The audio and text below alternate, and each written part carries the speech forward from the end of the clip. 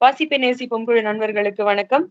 நம்முடைய தொடர்ந்த கம்பராமாயண வாசிப்பு உரையாடலின் தொடர்ச்சியாக இன்று கையடை படலம், பாலகாண்டத்தின் கையடை படலத்தை பற்றிய ஒரு உரையாடலை நாம் முன்வைக்க இருக்கிறோம்.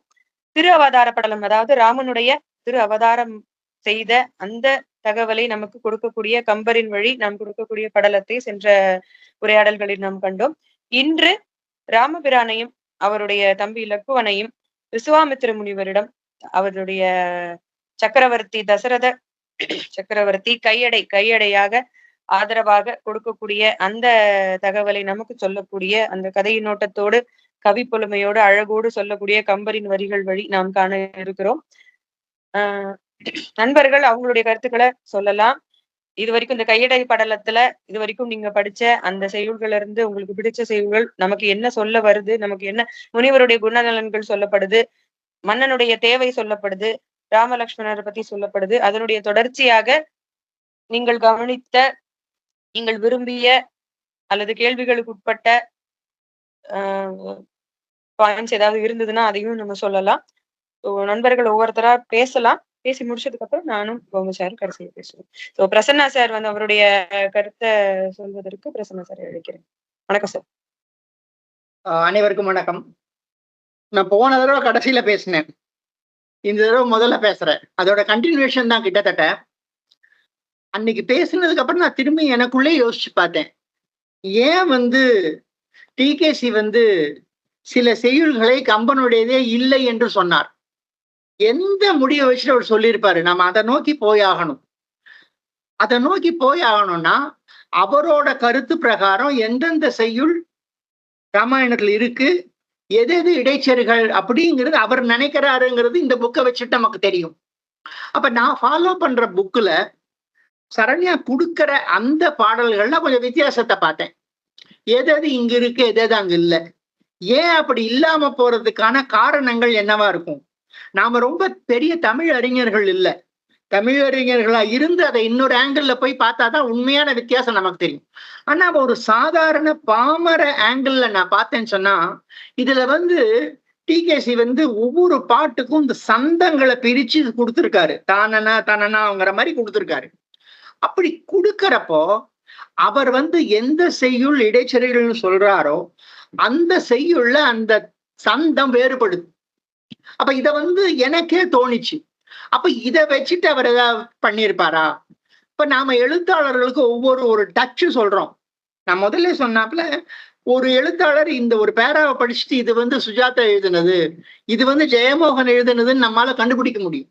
அப்ப அந்த மாதிரி நமக்கே தெரியறப்போ இந்த கம்பெனிலேயே ஊறி திளைத்த, டெய்லி நாம் எப்படி இப்படி பேசுறோமோ அது போல தன் நண்பர்களை வைத்துக்கொண்டு கம்பராமாயணத்தை அலசி ஆராய்ந்து பாட்டு பாடி என்ஜாய் பண்ணுவாராமா டிகேசி. அப்ப அவர் அந்த கம்பராமாயணத்தை பாடி காமிப்பாராமா. அப்ப அந்த மாதிரி ஒரு மனுஷன் ஒரு விஷயத்த வந்து இது கம்பர் எழுதிறது இல்லை அப்படின்னு சொல்றப்ப அதுல எந்த அளவு வந்து வேல்யூ இருக்கு அப்படிங்கிறதையும் நாம இன் டியூ கோர்ஸ் கம்பராமாயணம் படிக்கிறப்போ அதை பேசிட்டு போனாதான் இந்த வாசிப்பதற்கான அர்த்தம் நமக்கு தெரியும். அருஞ்சொற் பொருள் சொல்றோம், விளக்க உரை சொல்றோம், ஒரு தமிழ் கிளாஸ் போல இதை நடத்திட்டு போறதை விட இந்த மாதிரி ஒரு வித்தியாசங்களை கொண்டு போறது நல்லதா இருக்கும் அப்படின்னு நான் நினைச்சதுனாலதான் இன்னைக்கு முதல்ல வந்தேன். இதுக்கு முன்னாடி வந்த படலங்கள் இல்லாம 177க்கு அப்புறம் டிகேசி புக்ல இந்த 314 தான் ஆரம்பிக்குது. அந்த ராமாவதார படலம் இல்லை, அது இல்லைங்கிறது அப்புறம் நம்ம பார்த்துக்கலாம் ஏன் இல்லைங்கிறது, அதை நாம பின்னாடி அனலைஸ் பண்ணிக்கலாம். ஆனா இனிமேல படிக்க போறதுல பார்த்தோம்னா 314ல நாம படிக்கிறதும் ஆரம்பிக்குது, டிகேசி சொல்றதும் ஆரம்பிக்குது. அதுல ஒன்றும் பிரச்சனை கிடையாது. அப்புறம் வந்து என்ன பண்றாரு, ஒரு 4-5 பாடலுக்கு ஒரு தடவை சந்தத்தை எழுதுறாரு. இப்ப 314ல எழுதுறாருன்னா தானன தானன தான தன்னன அப்படிங்கிற சந்தத்தை போடுறாரு. தானன தானன தான தன்னன அரசர்தம் பெருமகன் அகிலம் யாவையும் விரசுரு தனிக்குடை விளங்க வென்றி சேர் முரசொலி கரங்கிட முனிவர் ஏத்துற கரை செயல் அரியக்கோர் கழிப்பின் வைகுநாள். இப்போ இந்த சந்தம் வச்சு நாம படிச்சோம் அப்படின்னா அருஞ்சொற்பொருளுக்கே போக வேண்டியதில்லை, அது அவ்வளவு அழகா நமக்கு புரியுது. அடுத்து 316 பாருங்க. தூயமெல் அரியணை பொலிந்து தோன்றினான் சேயிரு விசும்பிடை திரியும் சாரணர் நாயகன் இவன் கொல்லென்று அயிர்த்து நாட்டம் ஓர் 1000 இல்லை என்று ஐயம் நீங்கவே. இப்படி சொல்றாரு. இப்ப இந்த மாதிரி சொல்லிட்டு வர்றவரு 318 சந்தம் மாறுது. தான நன தன்ன நன தன்ன நன தன்னா தான நன தன்ன நன தன்ன நன தன்னா வந்து முனி எய்துதலும் மார்பில் அணி ஆரம் அந்தர தலத்து இரவி அஞ்ச ஒளிவிஞ்ச கந்த மலர் இருக்க கடவுள் தன் வரவு காணும் இந்திரன் என கடிது எழுந்து அடிபணிந்தான். அப்ப இந்த சந்தம் வந்துட்டே இருக்கு. இப்ப கிட்டத்தட்ட 319 320 எல்லாமே இதே சந்தத்துல வருது. அதையே சொல்லிட்டு இருக்காரு. 321 அடுத்த சந்தம் மாறுது. தானான தானான தானான தானான தானன தன் தானான தானான தானான தானான தானன தன் என் அணைய முனிவரரும் இமையவரும் இடையூறு ஒன்றுடையாரானால் பல்லகமும் நகுவெள்ளி பணிவரையும் பார்க்கடலும் பதுமையி பீழத்து அன்னகரும் கற்பக நாட்டு அணிகவரும் மணிமாட அயோத்தி எனும் பொன்னகரும் அல்லாது புகழுண்டோ இகலடந்த புலவுலோயா. அப்போ இந்த மாதிரி வந்துட்டே இருக்கு. இப்படி எல்லா ஒரு 5-6 பாட்டுக்கு ஒரு சந்தம் மாறிட்டே இருக்கு. 326 வரைக்கும் கண்டினியூஸா வருது. 327 28 நம்ம பாட்டுல இல்ல. நம்ம பாட்டுல இருந்தது, அவரோட புக்கில் இல்ல. 329 வேற சந்தத்துல தான் ஆரம்பிக்கிறாரு. தான தன்னன தான தன்னன. ரொம்ப சிம்பிள் தந்தம். தான தன்னன தான தன்னன பெய்யும் மாறியால் பெருகு வெள்ளம் போய் மொய்கொள் வேலைவாய் முடுகுமாறு போல் ஐயா நின் மகற்கு அளவில் விஞ்சை வந்து எய்து காலம் இன்று எதிர்த்து என்னவே. இந்த மாதிரி சந்தம் வித்தியாசப்படுது. என்ன ஆகுதுன்னா 329க்கு அப்புறம் 4 பாட்டு இல்லை, 333க்கு போயிடுறாரு. 333க்கு அப்புறம் 34 இருக்கு, 35ல முடிஞ்சிருது. அதுக்கப்புறம் இருந்த 36 37 38ங்கிறது இதுல இல்லை. அப்ப இந்த 36 37 38ல ஏதாவது சந்தம் வேற மாதிரி இருக்கா அப்படின்னு நான் பார்த்தேன்.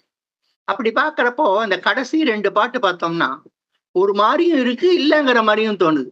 337 பாருங்க. தாழுமா மழை தவழும் நெற்றியால் சூழி யானை போல் தோன்றும் மான் வரை பாழிமா முகட்டும் உச்சி பச்சைமா எழும் ஏற போய் ஆறும் ஏறினார். ஒரு மாதிரி ஆசிலேட்டிங் போல, ஒரு ஃப்ரீக்வன்சி போல வருது. அவரு சொல்ற சந்தத்துல இல்ல. சரிதான், நீ சொல்ற சரிதான் பிரசன்னா.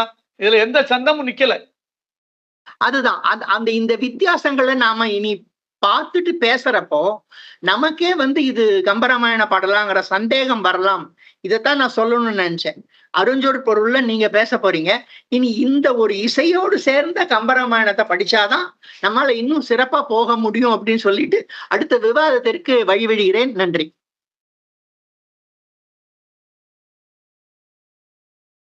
மிக்க நன்றி பிரசன்னா சார்.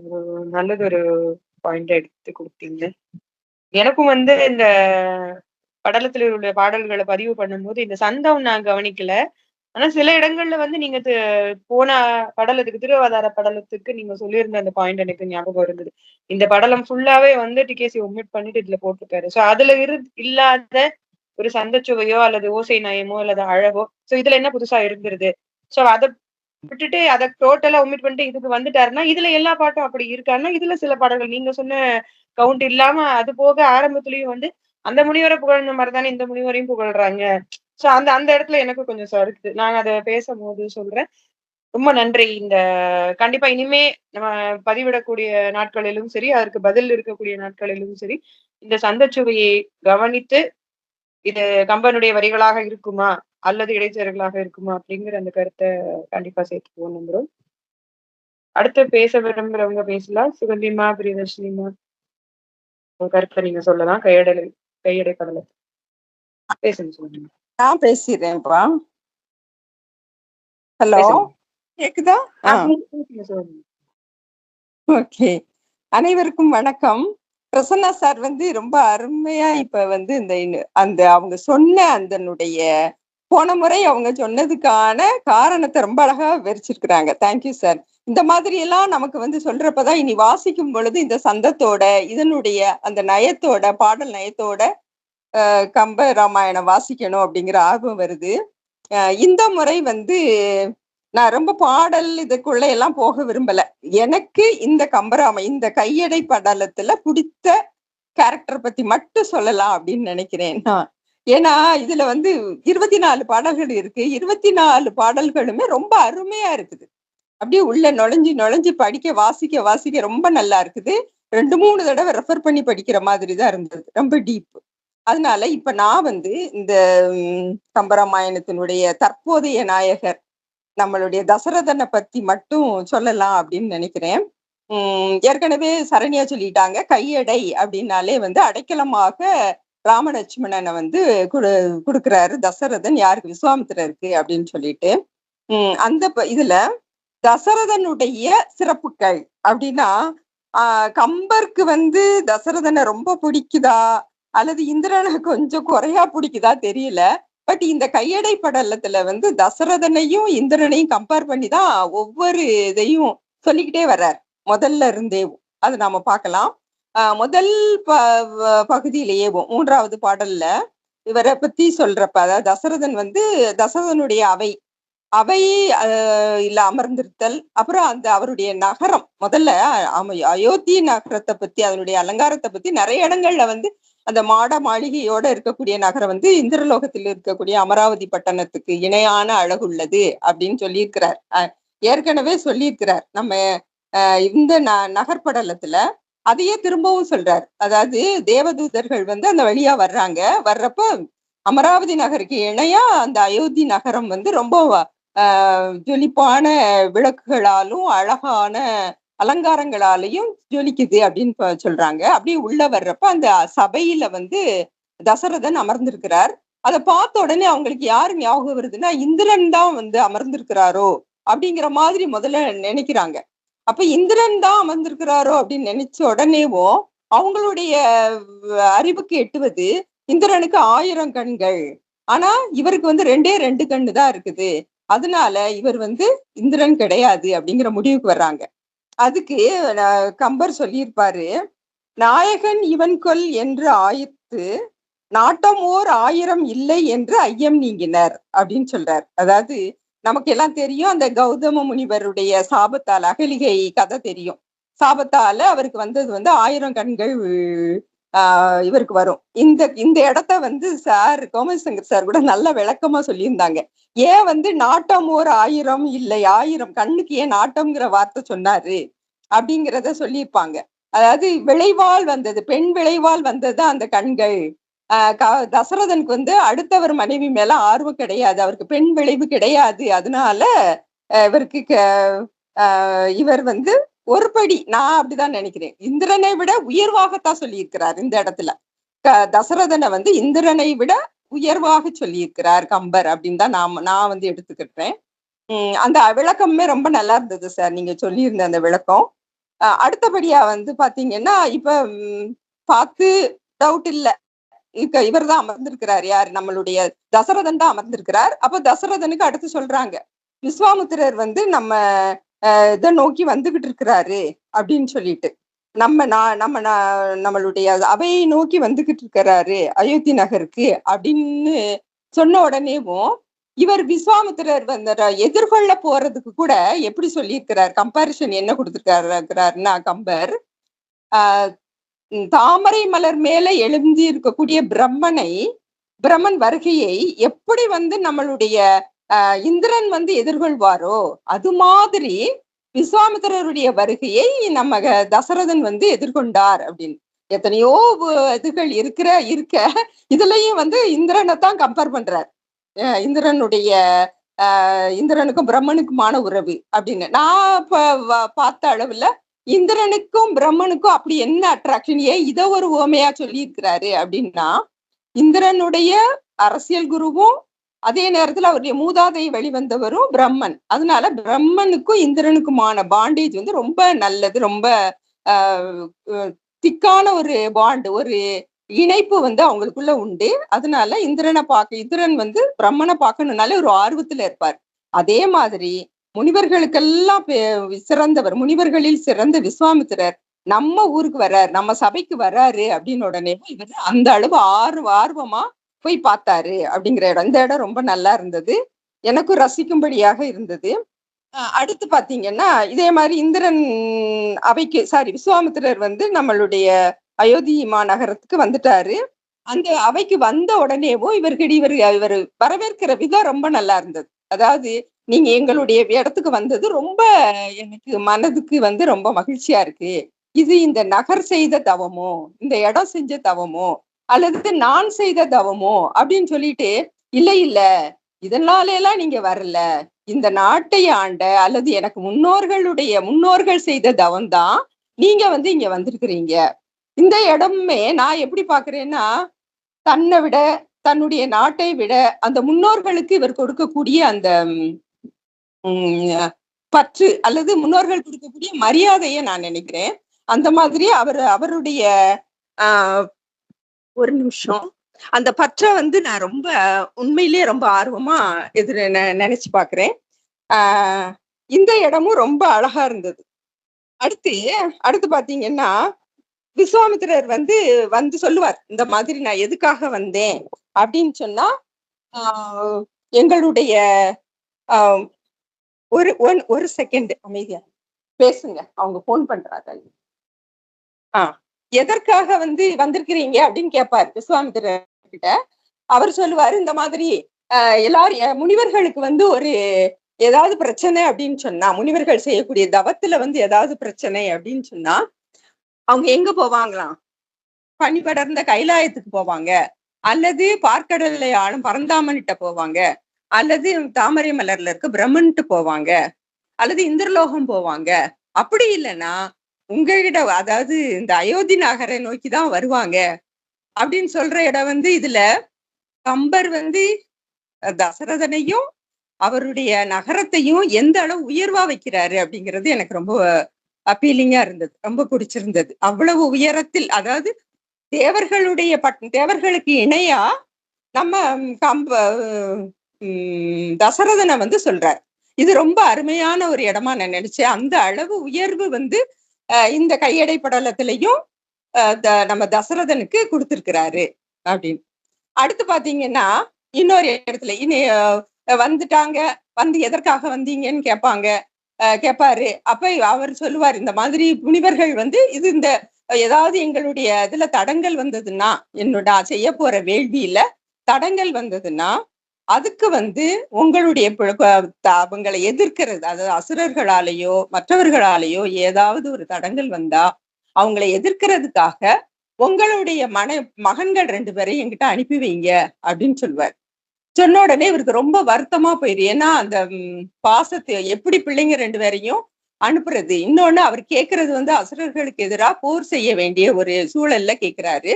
அப்போ உடனே இவர் என்ன சொல்லுவாருன்னா, ஏன் என்னுடைய பிள்ளைங்களை கூப்பிடுறீங்க? அவங்க இன்னும் படைக்கல பயிற்சியே செய்து முடிக்காதவங்க, அப்ப முழுமை அடையாதவங்க. அவங்களுக்கு பதிலு நான் வரேன், என்னுடைய படைகளை எடுத்துக்கிட்டு நான் வரேன். அது யாரா இருந்தாலும், அவர் சொல்றப்பயே பாத்தீங்கன்னா, அது நான்முகனாய் இருந்தாலும் அரசரா, அதாவது பரந்தாமனாய் இருந்தாலும் பிரம்மனாய் இருந்தாலும் யாராக இருந்தாலும் அவங்கள நான் எதிர்கொள்வேன் அப்படின்னு சொல்லுவார். இதுல அவங்களுடைய அந்த கான்பிடன்ஸ், நம்ம இவருடைய தசரதனுடைய கான்பிடன்ஸ் ரொம்ப அழகா சொல்லியிருக்கிறார். அதாவது பொதுவா முனிவர்கள் ஏதாவது சொன்னா, நம்ம நிறைய இதிகாசங்கள் இதுல எல்லாம் படிச்சிருக்கிறோம். பொதுவா முனிவர்களை ரொம்ப பயபக்தியோட தான் சத்திரியர்கள் டீல் பண்ணுவாங்க. அவங்களுக்கு ஒரு நல்ல மரியாதை கொடுப்பாங்க, அவங்கள ரொம்ப உயர்ந்தவங்களா நினைப்பாங்க. ஆனா அப்படி அதுலயும் விஸ்வாமித்திரர் ரொம்ப கோபக்காரருங்கிறதும் தெரியும், எல்லா முனிவர்களுக்கும் சிறந்தவர், வசிஷ்டருக்கு ஈக்குவலான பவர் உள்ளவர்னு தெரியும். அப்படிப்பட்ட முனிவரை இவர் எதிர்த்து அப்படிங்கிறத விட அவர்கிட்ட கூட இவ்வளவு தைரியமா நான் வரேன், என் பிள்ளைங்க வேண்டாம், நான் வரேன் அப்படின்னு சொல்றாரு அப்படிங்கிற ரொம்ப ஆச்சரியமா இருந்தது. அதற்கான விளக்கத்தை அதுக்கு 2 பாடல்களுக்கு முன்னாடி சொல்லியிருப்பார். அதாவது சம்பரன் அப்படின்னு ஒரு அரசர் இருப்பாரு. இது என்னுடைய எண்ணம், சம்பரன்கிற அரக்கர் இருப்பாரு. அந்த அரக்கர் மற்ற அசுரர்களோட சேர்ந்து தேவர்களுக்கு நிறைய தொந்தரவு கொடுக்குறாரு. அப்படி அவர் தொந்தரவு கொடுக்குறப்ப எல்லா தேவர்களும் போய் இந்திரன்கிட்ட போய் முறையிடுறாங்க. அப்ப இந்திரன் கிட்ட முறையிட்ட உடனேவும் அந்த இந்திரன் ஒரு பெரு படையோட போறாரு. அந்த சம்பரனை வீழ்த்த முடியல. அவர்கிட்ட தோற்று சம்பரன் இந்திரனை சிறைப்பிடித்து கொண்டு போயிடுறாரு. உடனே அடுத்து யாருகிட்ட வர்றாங்களாம்? நம்ம அயோத்தி நகர தசரதன் கிட்ட வர்றாங்க. தசரதன் ஒரு பெரிய படையை கொண்டு போய் அவங்களோட போர் புரிந்து அந்த சம்பரன்கிற அசுரரை போர் புரிஞ்சு அவங்க படையெல்லாம் அழிச்சு நம்ம இந்திரனை மீட்டு கொண்டு வந்தார் அப்படிங்கிற சம்பவத்தையும் சொல்லியிருக்கிறாரு கம்பர். அப்ப அந்த கான்பிடன்ஸ் அரசர்களுக்கு மேல இல்ல தேவர்களுக்கேவும் நான் நாம தானே உதவி செஞ்சோம் அப்படிங்கிற அந்த ஒரு மன தைரியம் தான் இந்த இடத்துல இவருக்கு எதிரா, அதாவது விஸ்வாமித்திரர் சொன்ன உடனே ஒரு கவுண்டர் பண்ணி நான் வரேன், என்னுடைய படைகளை நான் அனுப்புறேன் அப்படிங்கிற ஒரு தைரியம் கிடைச்சதோ அப்படின்னு நான் நினைச்சேன். இந்த மாதிரி ஒவ்வொரு இந்த இதெல்லாம் ஒரு சில இடங்கள், ஒரு சில இதுகள் தான் அது மாதிரி அடுத்து தன்னுடைய பிள்ளைங்களை அனுப்புறப்ப ஆகட்டும் அவர் என்ன சொல்லுவாருன்னா, நான் அவங்களுக்கு ரொம்ப பணிஞ்சோ அல்லது என் பிள்ளைங்களை நீங்களே வச்சுக்கோங்க அப்படின்லாம் சொல்லல. எதற்காக கேக்குறீங்க அப்படின்னு சொன்ன உடனேவும் விஸ்வாமித்திரருக்கு கோபம் வருது. அடுத்து வசிஷ்டர் இதுல நடுவால வர்றாரு. சொல்றாரு, உன்னுடைய மகன்கள் 2 பேருக்கும் இவர் பின்னாடி அனுப்புனா அவங்களுடைய இன்னும் பலம் கூடும், அவங்களுக்கு பயிற்சி அதிகமாகும், அவங்க இன்னும் மெருகூட்டப்படுவாங்க அப்படின்னு சொன்னதுனால சரி நல்லது, நீங்க அனுப்பி கொண்டு போங்க, கொண்டு போய் உங்களுடைய வேள்வி முடிஞ்ச உடனே கொண்டு விட்டுருங்க அப்படின்னு சொல்வார். இந்த இடங்கள்ல எல்லாம் கம்பர் தசரதனை ஒரு பெரிய ஹீரோவா தான் மென்ஷன் பண்ணியிருக்கிறாரு. அப்ப ஒரு பெரிய ராமனுடைய பிறப்பு அப்படிங்கிறது மிக பெருசு. அதுக்கு ஏத்த ஒரு இடம், ஒரு தளம் இருக்கணும் இல்லையா? ஒரு அவதாரம், விஷ்ணுனுடைய இன்னொரு அவதாரமா ராமன் இந்த பூமிக்கு வராரு அப்படிங்கிறப்ப அந்த சிறந்த தளம் இருக்கணும். அப்படிங்கிறதுக்கு அப்படி ஒரு அடித்தளமா அவருடைய அப்பாவையும் உயர்வா சொல்லி தேவர்களுக்கு இணையாக சொல்லி அந்த அயோத்தி நகரத்தையும் தேவலோகத்துக்கு இணையாக சொல்லி அந்த அடித்தளத்தை எவ்வளவு அழகா கம்பன் போடுறாரு அப்படிங்கறது தான் எனக்கு ரொம்ப பிடிச்சிருந்தது. இவ்வளவுதான் எனக்கு தசரதனை பத்தி இந்த கையடை படலம். இன்னும் வர்ற பாடலங்கள்ல என்ன சொல்றாரு என்னங்கிறத பாக்கலாம். இதெல்லாம் நான் ரொம்ப என்ஜாய் பண்ணி வாசித்தது. ரொம்ப கையடை படலம் சார் சொன்ன மாதிரி நிறைய ரிதமா பாடி பேசுறது.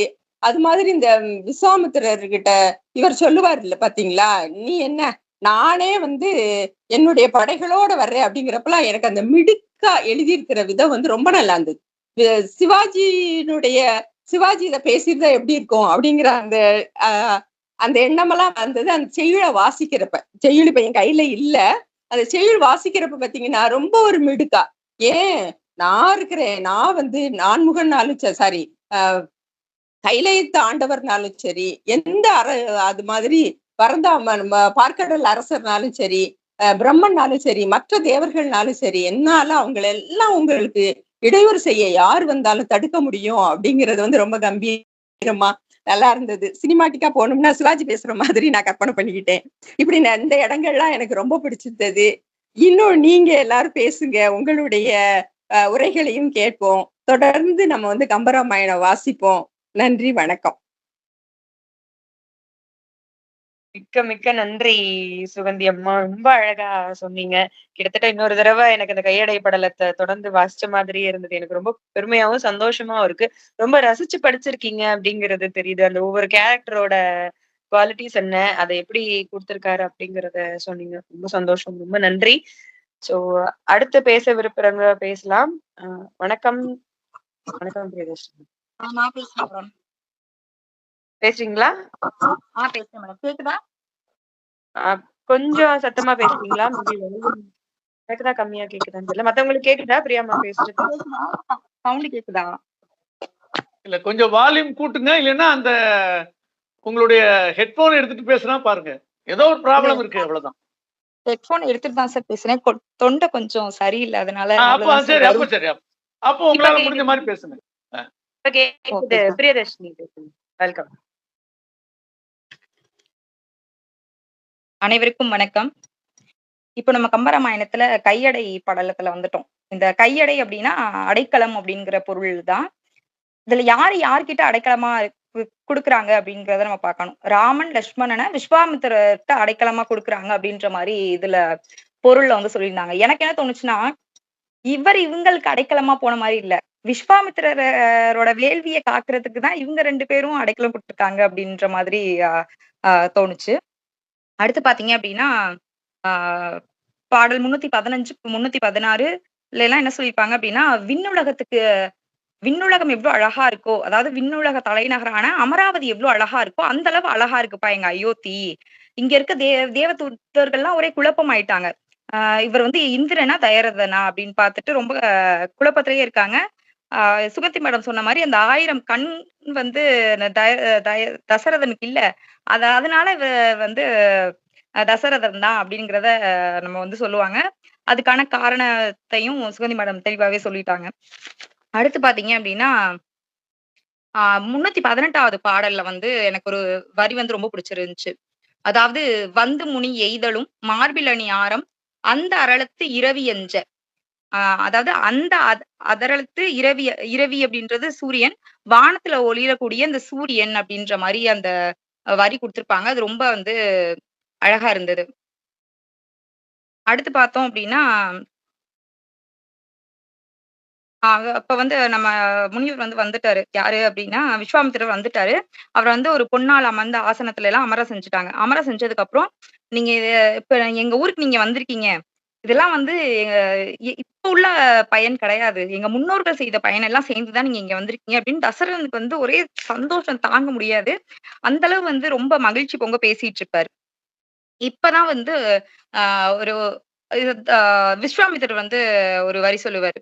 அதாவது எண்ணனைய முனிவரும் இமய வரும் இடையுறு ஒன்று உடையரானால் பல் நகமும் நகு வெள்ளி பணிவரையும் பார்க்கடலும் பதும பீடத்து அந்நகரும் கற்பக நாட்டு அணி நகரும் மணிமாடத்து அயோத்தி என்னும் பொன் நகரும் அல்லாது புகழுண்டோ இகழ் கடந்த புலவு வேலோய் அப்படின்ற லைன் என்ன சொல்லியிருப்பாருன்னா, முனிவர்கள் தேவர்கள் இவங்க எல்லாத்துக்குமே ஒரு புகலிடமா விளங்குறது கைலாய மலையும், கைலாய மலை முதல் இந்த அயோத்தி வரைதானே, வேற எங்க நாங்க போக முடியும் அப்படின்ற மாதிரி அழகா சொல்லியிருப்பாரு. அதுல ஒரு உவமை ரொம்ப அழகா இருக்கும். அதாவது பல் நகமும் நகு வெள்ளி பணிவரையும். அந்த பல் நகமும், நகம் அப்படின்னா இங்க மலை அப்படிங்கிறத குறிக்குது. அந்த பல மலைகளை தன்னோட ஒளிகளால வந்து எள்ளி நகையாடுதான் மலை. எந்த மலை? இமயமலை வந்து அப்படி நகையாடுற மலை அப்படின்ற மாதிரி ஒரு உவமை கொடுத்திருப்பாங்க. இது ரொம்ப அழகா இருக்கும். அடுத்து பாத்தீங்க அப்படின்னா, சரிப்பா நான் உங்கள்ட்ட வந்துட்டேன் அப்படின்ற மாதிரி சொல்லிட்டு அடுத்து வந்து புகழ ஆரம்பிப்பாரு. யார் யார புகழ்றா அப்படின்னா, விஸ்வாமித்திரர் வந்து நம்ம தசரதனை புகழ ஆரம்பிப்பாரு. அதாவது இந்திரனுக்காக நீ சம்பரனையே அழிச்சவன் அல்லவா அப்படின்னு சொல்லிட்டு அந்த பாடல் வரும். 322வது பாடல். இன்தளிர் கற்பக நருந்தேன் இடை துளிக்கும் நிழல் இருக்கை இழந்தது போந்து நின்று அழிக்கும் தனிக்குடையில் நிழல் ஒதுங்கி குறை இறந்து நிற்ப நோக்கி குன்று அழிக்கும் குளமணி தோல் சம்பரனை குலத்தோடும் துளைத்து நீ கொண்டு அன்று அழித்த அரசு அன்றோ நீ தானப்பா அந்த அரசையே அவருக்கு கொடுத்திருக்க அப்படின்ற மாதிரி ரொம்ப புகழ்வாரு. இதுல பாத்தீங்க அப்படின்னா அந்த இந்திரன் ஆமா இந்திரனோட இருக்கை எப்படி இருக்கும் அப்படின்னா, அந்த கற்பக மரம் இருக்கு இல்லையா, அந்த கற்பகம் மரத்துல இருக்கக்கூடிய மலர் வந்து தேன் சொட்டுதாமா. அந்த தேன் வந்து எங்க சொட்டுது அப்படின்னா, இந்திரனோட ஆசனத்தோட நிழல்ல வந்து சொட்டுதான். அந்த அளவு அழகுடைய அந்த ஆசனத்தை பத்தி வந்து ஒரு டீட்டெயிலிங்கா வந்து இந்த பாடல்ல வந்து சொல்லியிருப்பாங்க. இது மாதிரிலாம் நீ வந்து இவ்வளவு சிறப்பு மிகுந்தவன் அப்படின்னு சொன்னதும் நம்மளுக்கு சந்தோஷம் தாங்க முடியாது. யாரு அப்படின்னு பார்த்தா தசரதனுக்கு 323வது பாடல்ல அவர் ரொம்ப சந்தோஷமா வந்து அவரோட சந்தோஷத்தை வெளிப்படுத்துற மாதிரி இந்த பாடல் இருக்கும். அதுல ஒரு உவமை பாத்தீங்க அப்படின்னா, பேர் உவகை கடல் பெருக அப்படின்னு சொல்லிட்டு ஒரு வார்த்தை இருக்கும். இது எனக்கு ரொம்ப பிடிச்சிருந்துச்சு இந்த வரி. ஏன் அப்படின்னா, நமக்கு யாராவது ரொம்ப பாராட்டி பேசணும் அப்படின்னா, நமக்கு அப்படியே மூஞ்சில அப்படியே சிரிப்பு மட்டும்தான் வரும். வார்த்தையெல்லாம் வராது. நன்றி சொல்றது கூட வார்த்தை வராது. அந்த அளவுக்கு புகழ்ந்தாங்க அப்படின்னா, இது எல்லாருக்குமே நிக்கணும். ஏதோ ஒரு இடத்துல புகழ்ந்து பேசுறாங்க அப்படின்னா, நம்ம சிரிப்பால தான் வந்து அத வந்து ரிசீவ் பண்ண முடியும் இல்லையா? அத வந்து கம்பர் இந்த இடத்துல போட்டிருந்தது ரொம்ப அழகா இருந்தது. இவருக்கு வந்து பேர் உவகை. ஏன்னா இவர அவ்ளோ புகழ்ந்து பேசினாரு தயரதன். இப்போ அவரே தயரதனை வந்து புகழ்றாரு அப்படிங்கிறது இவருக்கு ரொம்ப சந்தோஷம் ஆயிடுது. அப்படின்ற மாதிரி இருக்கும். அடுத்து பாத்தீங்க அப்படின்னா 324வது பாடல். இந்த பாடல் தான் எனக்கு ஒரு ட்விஸ்ட் குடுத்த பாடல் அப்படின்னே சொல்லலாம். ஏன் அப்படின்னா, இதுல வந்து "கரிய செம்மல் ஒருவனை என்னோட அனுப்புங்க" அப்படின்ற மாரி அவரு சொல்லியிருப்பாரு. யார் அப்படின்னா, விஸ்வாமித்திரர் வந்து "உன் மகன்ல ஒருத்தன வந்து எனக்கு அனுப்புங்கப்பா பாதுகாப்புக்கு, யாகம் நடத்தணும்" அப்படின்ற மாரி சொல்லியிருப்பாரு. என்ன அப்படின்னா, இந்த கரிய செம்மல் அப்படின்றது தான். கருமை நிறம் பொருந்திய செம்மலாகிய ஒப்பற்றவன் அப்படின்ற மாரி இதுல வந்து பொருள் வரும். நம்ம வந்து எப்பயுமே கண்ணன கருமை நிற கண்ணன்னு சொல்லியிருப்போம். ஆனா ராமன் வந்து கருப்பா இருந்தாரா? அப்படின்ற மாதிரி எனக்கு ஒரு கேள்வி இருக்கு. இது வந்து பின்னாடி வரவங்க யாரும் சொன்னீங்க அப்படின்னா ஈஸியா இருக்கும். "கரிய செம்மல் ஒருவனை" அப்படின்ற மாதிரி இந்த லைன் வந்து ராமன வந்து கரிய நிறம் அப்படின்ற குறிக்கிற மாதிரி இருந்துச்சு. இப்ப ராமர் கருப்பா தான் இருந்தாரா? அப்படின்ற அ அத் அ ஒரு இது வந்து ஏற்பட்டுச்சு எனக்கு. இது மாரி "நீ அனுப்புப்பா" அப்படின்னு அவரு சொல்லிருவாரு. நம்ம 325வது பாடல் வந்து இந்த விஸ்வாமித்திரர் அறையக்கூடிய நிலை இருக்கு பாருங்க. அது ரொம்ப அழகா சொல்லியிருப்பாங்க. அதாவது இப்போ பிரசன்னா சார் பேசினதுக்கு அப்புறம் இதெல்லாம் கம்பர் பாடலா என்னன்றது கொஞ்சம் டவுட் வந்துருச்சு. பட் இருந்தாலும் இதோட அழகியல எடுத்துக்கலாம். யார் பாடலா இருந்தா என்ன அப்படின்ற மாதிரி பார்க்கலாம். "என் இலா அருந்தவத்தோன் இயம்பிய சொல்." இந்த அருந்தவத்தோடன்னா விஸ்வாமித்திரரோட அந்த சொல் வந்து "பருமத்தின் எருவேல் பாய்ந்த புண்ணில் ஆம் பெரும் குழையில் கனல் நுழைந்ததென செவ்விகள் புகுந்ததோடு" அதாவது அவரோட வார்த்தை எப்படி இருந்தது அப்படின்னா, மார்பு மேல ஏற்கனவே வேல் எறிஞ்ச புண்ணு இருக்கு. அந்த புண்ணுல இன்னமும் தீ மூட்டுனா, கனல கொண்டு குத்துனா எப்படி இருக்குமோ, அது மாரி என்னோட காதுல வந்து ஏறியிருக்கு அப்படின்ற மாரி இவரு சொல்லுவாரு. அது புகுந்தது மட்டும் இல்லாம, அந்த அந்த நிலையில ஏற்பட்ட எனக்கு துயரம் எப்படி இருந்தது அப்படின்னு அவரோட துயரத்த வந்து கம்பர் சொல்லியிருப்பாரு. ஆ அதாவது உயிர் வந்து ஊசல் ஆனா எப்படி இருக்கும்? அதாவது உயிர் வந்து வெளியயும் போகாம, உள்ளேயும் இருக்க முடியாம ஒரு பரிதவிப்பு நம்ம கூட யாராவது ரொம்ப முடியாம இருந்தா சொல்லுவோம். அவங்க உயிர் வந்து ஊசலாடிட்டு இருக்கு அப்படிங்கிறது. அந்த பொருள் என்ன அப்படிங்கிறது எனக்கு இது படிச்சப்ப தான் புரிஞ்சுச்சு. அதாவது அந்த உயிர் வந்து வெளியயும் போக முடியாம, உள்ளேயும் இருக்க முடியாம அப்படியே தத்தளிக்கிற நிலை. அது மாரி இருக்கு அவரோட துயரம். யாரோட துயரம் அப்படின்னா, தயரதனோட துயரம். அதுக் அதுக்கப்புறம் இன்னொரு எக்ஸாம்பிள் கூட இதுல சேர்த்து சொல்வாங்க. அந்த உவமை எனக்கு ரொம்ப பிடிச்சிருந்துச்சு. "கண் இலான் பெற்று இழந்தான் என உழந்தான்." அதாவது கண் இல்லாதவன் அதை பெற்று பின் இழந்தா ஆ எவ்ளோ வலிக்குமோ, அது மாரி தசரதனுக்கு வந்து இருந்துச்சு அப்படின்னு சொல்லியிருப்பாங்க. ஏன் அப்படின்னா, இங்க கண்ணன்னு குறிப்பிடுறது தசரதனுக்கு புத்திரனே இல்ல. ரொம்ப வந்து இதெல்லாம் வேள்வியெல்லாம் செஞ்சு அது மாரி தான் அப்ப புத்திரன பெற்றிருக்காரு. இவங்க இப்ப இல்ல, அவங்களோட போப்போறாங்க அப்படிங்கிறப்ப அவருக்கு ரொம்ப வந்து பாதிச்சதா வந்து சொல்லியிருப்பாங்க. இந்த பாடல்ல இருக்கக்கூடிய அந்த உவமைகள் வந்து ரொம்ப அழகா இருக்கும். அடுத்து பார்த்தோம் அப்படின்னா, 327வது பாடல். இதுல வந்து அவர் 326 பாடல்ல சொல்லியிருப்பாரு. அந்த இல்ல நான் வேணா வரேனே உங்க கூட. உங்க கூட வந்து நான் அந்த வேள்விய வந்து நடத்தி காட்டுறேன் அப்டின்ற மாரி நடத்தி உங்களுக்கு ஹெல்ப் பண்றேன் அப்டின்னு சொல்லியிருப்பாரு. உடனே வந்து நம்ம ஆளுக்கு கோவம் வந்துரும். 327வது பாடல்ல அவரோட கோபத்த வந்து அழகா சொல்லியிருப்பாங்க. அதாவது அவரோட புருவமெல்லாம் ரொம்ப நிமிர்ந்து போயிருந்தது. நெற்றி வந்து ரொம்ப முற்றி போயிருந்துச்சு. கோப சிரிப்பு வந்துச்சு அப்டின்னு சொல்லியிருப்பாரு. அவருக்கு கோபம் ஃபுல்லா இருக்கு. அத ஃபுல்லாலாம் எக்ஸ்பிரஷன் பண்ணல. அந்த கோவத்தோடயே ஒரு சிரிப்போட அவர் வந்து இது பண்ணதா வந்து சொல்லியிருப்பாரு. அப்படியே அந்த ஆசனத்துல இருந்து எந்திரிச்சிருப்பாரு. அப்படியே அந்த முனிவனோட இரு கண்களும் ரொம்ப சிவந்து இருந்துச்சு. என்னடா இவ்ளோ சிவந்து போயிருக்கு அப்படின்னு, வானத்துல இருக்கக்கூடிய கதிரவன்லாம் அஞ்சி நடுங்கிருச்சு. அந்த அளவு வந்து இவர் வந்து கோவமா இருந்தாரு. அப்படின்ற மாரி அவரோட கோவத்த வந்து 327வது பாடல்ல அவ்ளோ அழகா வந்து நம்மகிட்ட குடுத்திருப்பாங்க. அடுத்து பார்த்தீங்க அப்படின்னா, இப்போ ஒரு ஆள் கண்டிப்பா இப்ப கோவம் வந்துருச்சு. அடுத்து ஏதாவது சாபம் ஏதாவது குடுத்துருவாரு இல்லையா? அதனால டக்குனு இன்னொரு ஆள் வராரு. யாரு அப்படின்னா, அவர் தான் வசிஷ்டர். வசிஷ்டர் வந்து முனிவரே கொஞ்சம் பொறுமை காருங்க அப்படின்னு சொல்லிட்டு நம்ம இந்த தசரதன் கிட்டயும் சமாதானம் பேசுவாரு. நீங்க உங்க மகன அனுப்புங்க. அவங்களுக்கு கிடைக்க வேண்டியதெல்லாம் கண்டிப்பா நல்ல பயனா தான் கிடைக்கும் அப்படின்ற மாரி சொல்லுவாரு. சரி அ அப்படின்னு சொல்லிட்டு அனுப்புறதுக்கு தயாராயிருவாங்க. அடுத்து பார்த்தோம் அப்படின்னா, அ ராமனையும், இலக்குவனையும் விஸ்வாமித்திரர் கூட அ அனுப்பி விட்டுருவாங்க.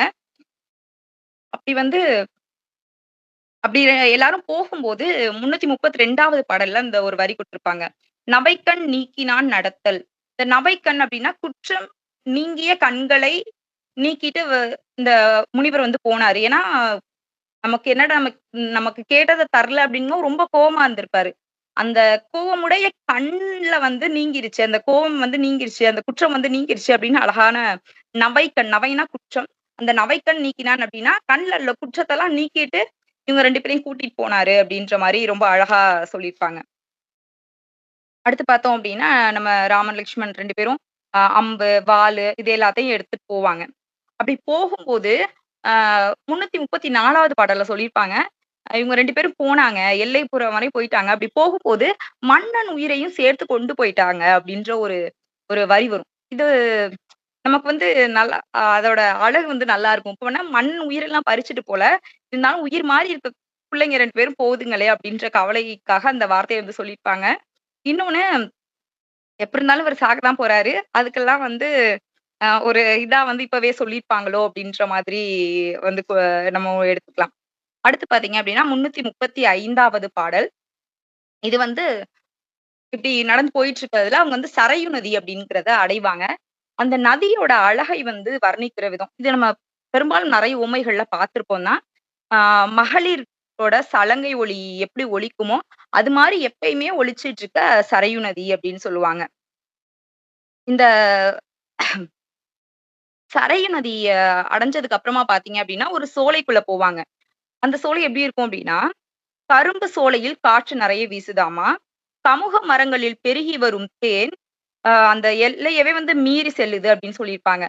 இது 2யும் சேர்த்து படிக்கணுமா? இல்ல பிரிச்சு படிக்கணுமா? அப்படிங்கிறது எனக்கு தெரியல. கரும்பு சோலையில காற்று நெறைய வீசினனால கமுக மரங்கள்ல தேன் வந்து பெருகுச்சா? இல்ல இது வேற, இது வேறயா? அப்படிங்கிறது தெரியல. அடுத்து வர்றவங்க அதுக்கான தெளிவுரை குடுத்தா நல்லா இருக்கும். அதாவது அது அந்த மாதிரி அழகுடைய இந்த மருத நிலத்துல வண்டுகள்லாம் வாழக்கூடிய அதுவும் பாருங்க, வண்டுகள்னா வேற ஏதாவது இது உவமை கூட சொல்லியிருக்கலாம். அதாவது முளைகளை தாங்கி இருக்கக்கூடிய மகளிரின் கூந்தலை போன்ற அந்த கருமை உடைய வண்டுகளை வாழக்கூடிய சோலை அப்படின்ற மாரி சொல்லியிருப்பாங்க. வேள்வி தானே நடத்த போறாங்க. எதுக்கு இதுக்கும் வந்து மகளிர உள்ள இடையில கூட்டு வராங்க அப்படின்ற மாதிரி இருந்தது. அடுத்து 337வது பாடல். இப்போ இவங்க சோலையெல்லாம் அடைஞ்சுட்டாங்க. அடுத்து பார்த்தீங்க அப்படின்னா, இது வந்து ரொம்ப பிடிச்சிருந்தது. ம். தாழும் மாமழை தவழும் நெற்றியால் சூழி யானை போல் தோன்றும் மால்வரை பாழி மா முகட்டும் உச்சி பச்சை மா ஏழும் ஏற போய் ஆறும் ஏறினார் அப்படின்றது. அதாவது மேகங்கள்லாம் வந்து தழுவி இருக்காமா. எத தழுவி? மழையை தழுவி இருக்கு. அந்த மேகங்கள்லாம் தாழ்ந்து இருக்கு. தழுவின்னு சொல்ல மாட்டாங்க. தாழ்ந்து இருக்குன்னு சொல்லுவாங்க.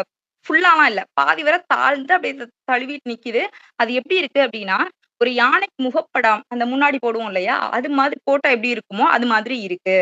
அ இந்த மாதிரி இருக்கும்போது, சிகரத்தோட உச்சியில், அதாவது இந்த மலை சிகரத்தோட உச்சியில பச்சை குதிரைகள் 6 வந்து ஏறுச்சு அப்படின்ற மாரி ஒரு வரி இருக்கும். அதாவது பச்சைமா 7ம் ஏற போய் 6ம் ஏறினார்.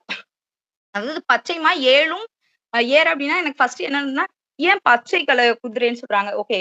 வந்து புரவி அப்படிங்கிறது வந்து நம்ம எப்பயுமே சூரியன வந்து ஒரு குதிரை வண்டி மாதிரி சொல்லுவோம் இல்லையா? சரி சூரியன் வந்து மேல உதிக்குது. அத தானே சொல்ல வராங்க. அதுக்கு ஏன் பச்சை குதிரைய சொல்லணும்? மஞ்சளோ இல்ல சிவப்பும் தானே சொல்லியிருக்கணும் அப்படின்னு நெனச்சேன். அதுக்கப்புறமா பொருள் நான் போய் பார்க்கும்போது, இந்த பச்சை அப்படிங்கிறதுக்கு இளமை மாறாத, முதிர்வே அடையாத அப்படிங்கிற ஒரு பொருள் இருந்தது. அதாவது அந்த குதிரை தான் வந்து ஏன்னா சூரியனோட குதிரை இல்லையா? சூரியனோட இரவியோட அந்த தலம்ங்கிறது அந்த பச்சை குதிரையா வந்து இங்க இங்க உவமைப்படுத்துறாங்க. அது வந்து உச்சியில ஏறக்கூடிய அந்த நண்பகல்ல குறிப்பதற்காக இந்த உவமை வந்து இங்க பயன்படுத்தப்பட்டிருக்கு. அடுத்து பார்த்தீங்க அப்டின்னா, "ஏழும் ஏற போயாரும் ஏறினர்." இது எனக்கு ரொம்ப ஒரு குழப்பத்தை உண்டாக்குனுச்சு. பச்சைமா ஓகே. அது 7ஆ 6ஆ? 7 ஏறுச்சுன்னாங்களா? 6 ஏறுச்சுன்னாங்களாங்கிறது எனக்கு புரியல.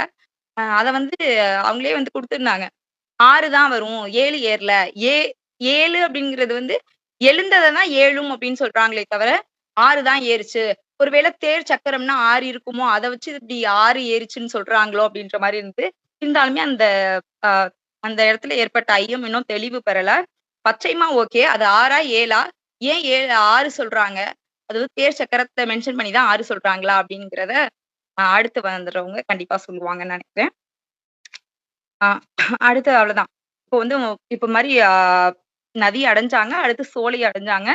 அடுத்து பார்த்தீங்க அப்டின்னா, இன்னொரு சோலை. இது என்ன சோலை அப்டின்னா, இந்த சோலை ஃபுல்லாமே வேள்வி புகையாக காட்சியளித்தது. ஆ இது என்ன வகையான சோலை அப்டின்னு சொல்லிட்டு, ராமன் வந்து விஸ்வாமித்திரரிடம் கேட்கிற மாரி இந்த 338வது பால் வந்து முடிபெற்றிருக்கும். நமக்கே ஒரு மாதிரி கியூரியாசிட்டியை கிரியேட் பண்ற மாதிரி இருக்கும் இந்த பாட்டு. என்ன ஒரு சோலையை சுத்தி ஃபுல்லா புகையா இருக்கு. அது இப்ப யாரும் ஏதோ எரிச்சிட்டு இருக்காங்களா, என்ன பண்ணிட்டு இருக்காங்க அப்படின்னு. அப்பா நம்ம கண்டிப்பா அடுத்த பாடல் கண்டிப்பா போய் தான் ஆகணும். குழுவுல 2 நாள் கழிச்சு தான் போடுவாங்க. உடனே படிக்கணும் அப்படின்ற மாதிரி ஒரு ஆர்வத்தை தூண்டியதா இருந்தது. அவ்வளவுதான் இந்த படலத்துல. எல்லாமே மோஸ்ட்லி நோட் பண்ணதெல்லாம் சொல்லிட்டேன்னு நினைக்கிறேன். நன்றி. இன்னொன்னு வந்து நான் சொல்லணும்னு நினைச்சேன். ஒரு பேராசிரியர் சொல்லும்போது சொன்னாங்க, கம்பராமாயணம் படிக்கிறீங்கல்ல, அதோட சந்தத்தோட படிங்க. அப்பதான் வந்து நல்லா இருக்கும்னு. எதை சார் சொல்றீங்க அப்படின்னு கேட்டும்போது, ஒவ்வொரு பாடல்லையுமே வந்து ஒவ்வொரு வகையான சந்தம் இருக்கும். இப்ப முனிவர்னா அவரோட நிலையில இருந்து பேசுற மாதிரி அந்த சந்தம் இருக்கும். ராமனோட கூற்று சொல்லும்போது அவரோட இதுல இருந்து பேசுற மாதிரி இருக்கும். அது ஒவ்வொன்னுக்கும் வேறுபடும். அதோடையும் சேர்த்து படிங்க அப்படின்ற மாதிரி சொன்னாரு. அவர் சொன்னது இப்போ பிரசன்னா சார் சொன்னதுமே சந்தத்தையும் நம்ம சேர்ந்து படிச்சாதான் இது இன்னும் கொஞ்சம் நல்லா இருக்கும் அப்படிங்கிறதும் புரியுது. அதுவும் குழுல ஏதாவது போறதுக்கு வாய்ப்பு இருக்குமா? அதாவது 5 பாடல் இருக்குன்னா, ஏதாவது ஒரு பாடலுக்கு மட்டும் சந்தத்தோட யாராவது ரெக்கார்ட் பண்ணி போட்டா கூட, அதை வச்சு மத்த பாடல்லாம் எங்களுக்கு படிக்க ஈஸியா இருக்கும் அப்படின்னுங்கிறதையும் தெரிவிச்சுட்டு விடைபெறுகிறேன். நன்றி, வணக்கம். மிக்க நன்றி பிரியதர்ஷினி. ரொம்ப ஃபென்டாஸ்டிக்கா எக்ஸ்பிளைன் பண்ணீங்க. உங்களுக்கு பிடித்த வரிகள், நிறைய கேள்விகள், சந்தேகங்களும் வச்சீங்க. ஸோ முடிஞ்ச வரைக்கும் அதுக்கு ஆன்சர் பண்ண ட்ரை பண்றோம். நீங்க சொன்னது உண்மைதான். ஸோ என்கிட்டயும் பேராசிரியர்கள் சில பேர்கிட்ட சில சந்தேகங்களுக்காக கேட்கும் போது சொன்னாங்க. ஸோ சந்த ஓசையோட படிக்கிறீங்களா, இதுக்கு இது சந்தம். பிரசன்னா சார் இன்னைக்கு அதான் சொன்னாரு. ஸோ நான் முடிஞ்ச வரைக்கும் வந்து ரெஃபர் சொல்லுங்க சார். கோமசங்கர் சார். இல்ல, நான் முதல்ல பேசிட்டுமான்னு கேக்குறேன். கேட்கறதுக்கு தான் வந்தேன். பேசுங்க சார், பேசுங்க. சரி, அனைவருக்கும் வணக்கம். நிறைய பேர் வருவாங்கன்னு எதிர்பார்த்தேன். ஆனா என் மனசு சொல்லுச்சு எப்போதும் போல 10க்குள்ளதான் இருப்பாங்க அப்படின்னு. அது போல 10க்குள்ளதான் இருக்கிறோம். இது கொஞ்சம் கூடணும். நம்ம ஆர்வத்தை தானே சொல்ல முடியும். அது நடக்கும்போது ரசிக்க வேண்டிதான். வெண்முரசு உரையாடலுக்கு கூட 10க்கு கீழே தான் வந்தாங்கன்னு போன ட்ரிப் நான் கவனிச்சேன். ஸோ அது இருக்கட்டும். இப்போ நான் ஏன் முதல்ல பேச வந்தேன்னு சொன்னா, இப்ப எனக்கு முன்னால பேசினவங்க சில சந்தேகங்களை சொல்லியிருக்காங்க இல்லையா, அதை சொல்லிட்டு என்னுடைய கருத்தையும் சொல்லிட்டானா நேரம் கொஞ்சம், அதுக்கப்புறம் சரண்யா பேசி முடிக்க சரியா இருக்கும். இப்போ அந்த 7, 6 அப்படின்னு சந்தேகத்தை பிரியதர்ஷினி சொன்னாங்க. அந்த பாட்டை படிச்சு பாத்தீங்கன்னா 6 ஏறினர்னு முடியுது. அந்த பாட்டை படிச்சு பாத்தீங்கன்னா தெரியும் 6 ஏறினார்னு இருக்கும். நான் அந்த பாட்டை வாசிக்கிறேன். 7ம் ஏற போய் 6ம் ஏறினார் அப்படின்னு இருக்கு அந்த கடைசி வரி. பச்சைமா 7 தான். சூரியனுடைய குதிரைகள் 7. அந்த 7 குதிரைகளையும் பச்சைன்னு சொல்றாரு. அது கொஞ்சம் வித்தியாசமா இருக்கு. பச்சை நிற குதிரைகள் தானாங்கிறது எங்கேயாவது ரெஃபர் பண்ணி பார்க்கணும். பிரியதர்ஷினி பேசின பிறகுதான் அந்த சூரியனுடைய தேர்கள் பச்சை நிறமா அப்படின்ட்டு பார்க்கணும். அப்படி இன்னொன்னு சொன்னீங்க, பச்சைனா இளமை அப்படின்னீங்க. அது எனக்கு பொருந்தலை. இளைய குதிரைகள் அப்படிங்கிறது எனக்கு பொருத்தமான பொருளா தெரியல. அதனால அதுல நான் ரெஃபர் பண்ண வேண்டாம். ஆனா இதை பார்க்கலாம், பச்சை தானா அப்படிங்கிறத பார்க்கலாம், பார்த்து பேசுவோம். இப்போ 7ன்னா 7ம் ஏற எங்க ஏறுது? அந்த குதிரைகள் எங்க ஏறுது? முதுமை அடையாத அப்படிங்கிறது பொருள்ல சொன்னாங்க சார். பொருள்ல அந்த பொருள் இருக்கலாம். அந்த பச்சைங்கிற வார்த்தைக்கு அந்த பொருள் இருக்கலாம். இங்க பொருந்தலைன்னு நான் சொல்லணும். கதிரவனுக்கு எப்பயுமே வயதாகாதுல்ல, அவரோட அந்த பச்சை குதிரைகளுக்கு மட்டும் எப்படி வயதாகும்ன்றதுதாங்க சார். வயசாகலைங்கும் போது இளமை எங்க இருந்து வந்தது? வயசாகலைன்னா வளரவே இல்லைன்னு அர்த்தம் வரும். இளமைங்கிறதுக்கும் வயசாகலைங்கிறதுக்கும் வித்தியாசம் இருக்கு பிரியதர்ஷினி.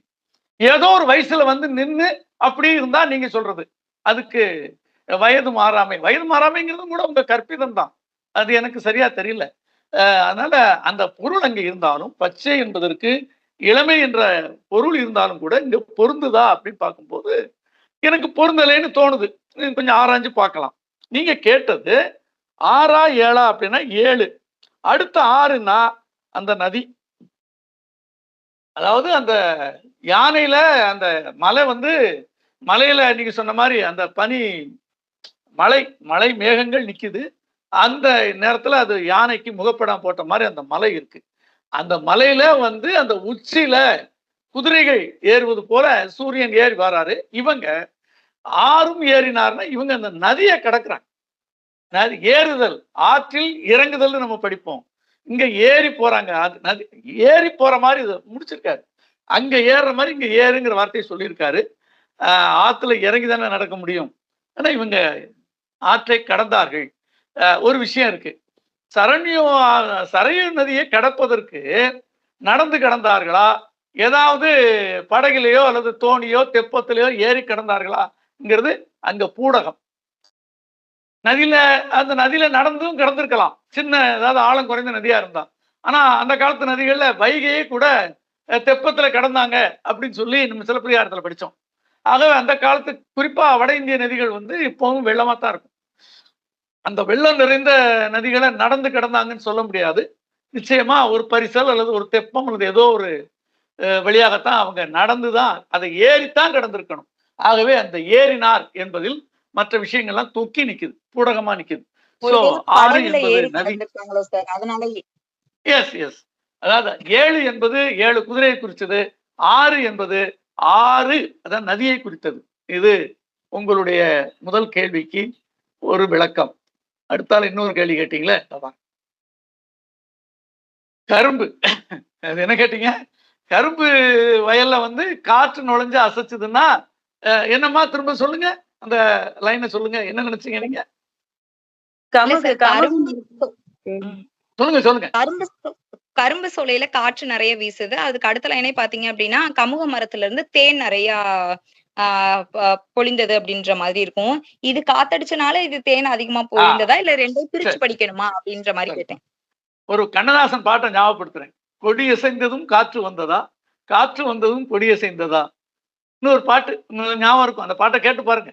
எது முன்னால வந்தது எது பின்னால வந்தது, ரெண்டும் ஒண்ணு போல இருக்கும். இப்ப கரும்பு கால் பொற, கரும்பு தோட்டத்துல கால்னா காற்று, பொறன்னு ஒண்ணு சொல்லிட்டாரு. அதெல்லாம் முதல்ல நடந்தது. அப்போ காற்று நுழைந்தது, கரும்பு தோட்டத்துல காற்று நுழைந்தது. கரும்பு கால் பொறன்னா கரும்பை நினைக்கவே வேண்டாம், அது ஒரு தோட்டம். ஆனா அங்கேயும் கமுகும் இருக்கு. இந்த தோட்டத்துல கரும்பு தோட்டத்தை அசைச்ச மாதிரி கமுகு மரத்தையும் அந்த காற்று அசைக்க தானே செய்யும். அப்போ கரும்பு தோட்டத்துல வந்த காற்று கமுகு தோட்டத்துக்குள்ளேயும் வருது, அங்க வந்து அந்த கமுகு மரங்களையும் அசைக்குது. அதனால வந்த தேனை வந்து வரம்பு மீறிதான், அதுவும் போக வரம்பை மீறி செல்லுகிறது அப்படின்னு அது அடுத்த ஒரு வார்த்தை எழுதியிருக்காரு. ஆனா மருத வேலி வாயின்னு முடிக்காரு.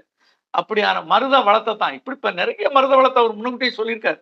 அது போல இது ஒன்று மருத வளத்தை குறிப்பதற்காக சொன்னது.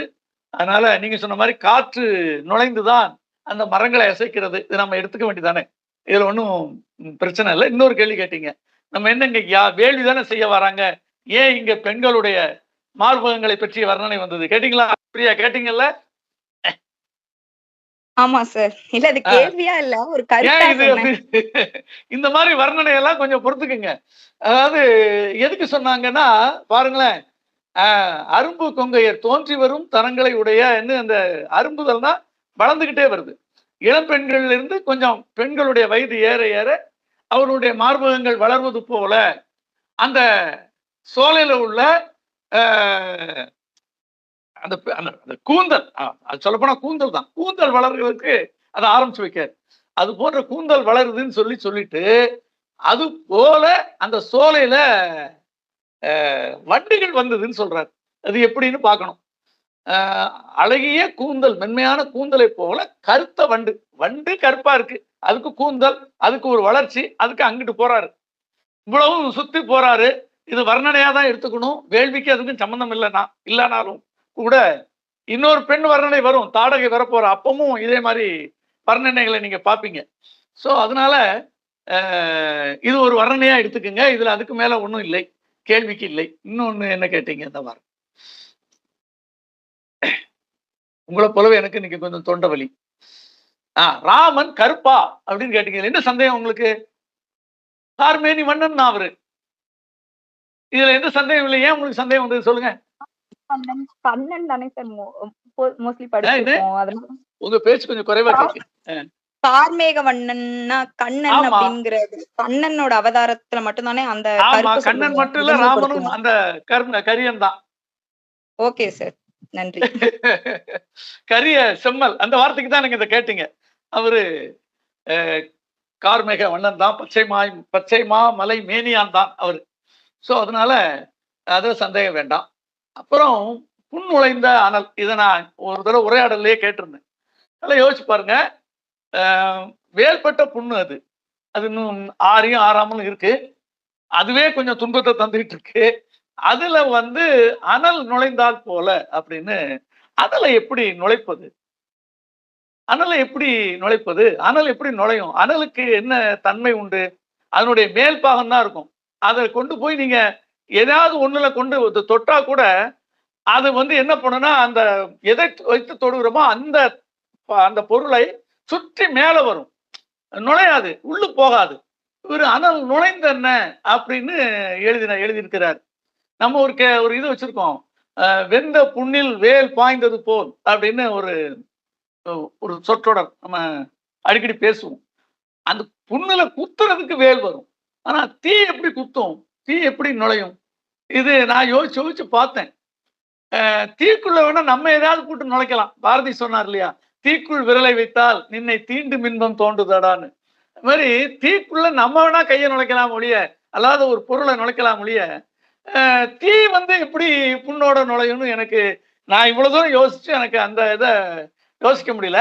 ஆனா அங்க கேட்டேன், குரூப்ல கேட்டேன், இது எப்படி யோசிப்பீங்க, இது எப்படி விளக்குவீங்கன்னு கேட்டேன். யாரும் சொல்லலை. ஆனா யோசிச்சு பார்த்துருப்பாங்கன்னு நினைக்கிறேன். இங்க அந்த நுழைந்த அனல், புண் நுழைந்த அனல் அப்படி என்பது கொஞ்சம் வித்தியாசமான, யோசிக்க வைத்த ஒரு தொடர். இன்னும் கூட எனக்கு பின்னால யாராவது விளக்க முடிஞ்சா விளக்குங்க அந்த தொடரை.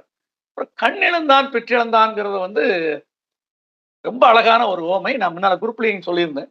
இங்க இவங்க பேசுனவங்களும் அழகா சொன்னாங்க, பிரியா சொன்னாங்க. கண்ணை வச்சிருந்து இழக்கணும். கண்ணே இல்லாதவன் கிடையாது அவரு. நீங்க எல்லாரும் அப்படித்தான் விளங்குனீங்க. அதாவது கண் இழந்தான் பெற்று இழந்தான், கண் இல்லாதவனா இருக்கணும். அவருக்கு கண் இழந்தான் தான் சொல்லு. அவருக்கு பிள்ளை பாக்கியத்தை அவன் இழந்தவன், பிள்ளையை இழந்தவன் இல்லை, பிள்ளையை பெறாதவன். அதெல்லாம் அந்த மாதிரி யோசிக்காம கண் இழந்தான். அவருக்கு ஒரு சாபம் இருக்குது. அந்த சாபம் படி அவனுக்கு அந்த பிள்ளை வந்தால் இறந்து போவாங்கிற மாதிரி ஒரு சாபம் இருக்குது. பிள்ளை பாக்கியம் அந்த பிள்ளையினால், அந்த பிள்ளையினுடைய காரணத்தை அவன் பிரிந்த துயரத்தினால் அவன் இறந்து போவான் என்கிற ஒரு சாபம் இருக்கிறது. ஆகவே இவனுக்கு குழந்தைகள் இல்லை என்பதை விட அந்த வரப்போற அந்த பாக்கியத்தை அவன் இழப்பான். அந்த கண் இழந்தான். இப்ப கண்ணை பெற்று இழந்தான் அப்படின்னு வந்திருக்கு. கண் இல்லாதவன் ஒருவேளை அவனுக்கு கண் கிடைச்சிட்டுன்னா அது பெரிய பேரு. திரும்பவும் இழப்பது பெரிய துயரம். இந்த துயரத்தை அவன் அனுபவிக்கத்தான் போறான். இப்போ இது தற்காலிக துயரம் மாதிரி இவனை அவன் கூட்டிட்டு போறோம். ஆகவே இந்த ஓமை ரொம்ப அழகு. இது கம்பெனிக்கே வரக்கூடிய ஓமை தான். இந்த இடத்துல படிச்சு ரசிக்கக்கூடிய ஒரு ஓமை இது. அப்புறம் அந்த இன்னொன்னு கேட்டீங்க, யார் கேட்டா? இவங்க சுகந்தி கேட்டாங்க. 2 பேரையும் அனுப்புக அப்படின்னு அவர் கேட்கவே இல்லை. சுகந்தி அப்படித்தான் பேசுனீங்க. 2 பேரையும் அனுப்புங்கன்னு விஸ்வாமித்திரர் கேட்கல. கரிய செம்மல் அப்படி அவர் ஒருத்தர் தான் கேட்டார். அதாவது அந்த கரிய நிறத்தானே ஆகிய அந்த செம்மலை மட்டும் தந்து விடு அப்படின்னு தான் கேட்டாரு. அவன் கேட்டது எல்லாம் பேசி உரையாடலாம் முடிஞ்ச உடனே திருமகள் கேழ்வனை கொணர்தி என்றுதான் அவனும் சொல்றார். யாரு? தசரதனும் திருமகள் கேழ்வனை அழைத்து வா, அதான் திருமகள் கேழ்வன் அப்புறம் பேசுவோம், ராமனை அழைத்து வா என்றுதான் அவனும் சொன்னான். யாரு? தசரதன். ராமனை அழைத்து வரும்போது ராமன் கூட அவனும் வந்துட்டான். நிஜத்தை தொடரும் நிழல் போல இலக்குவன் கூடவே வரான்.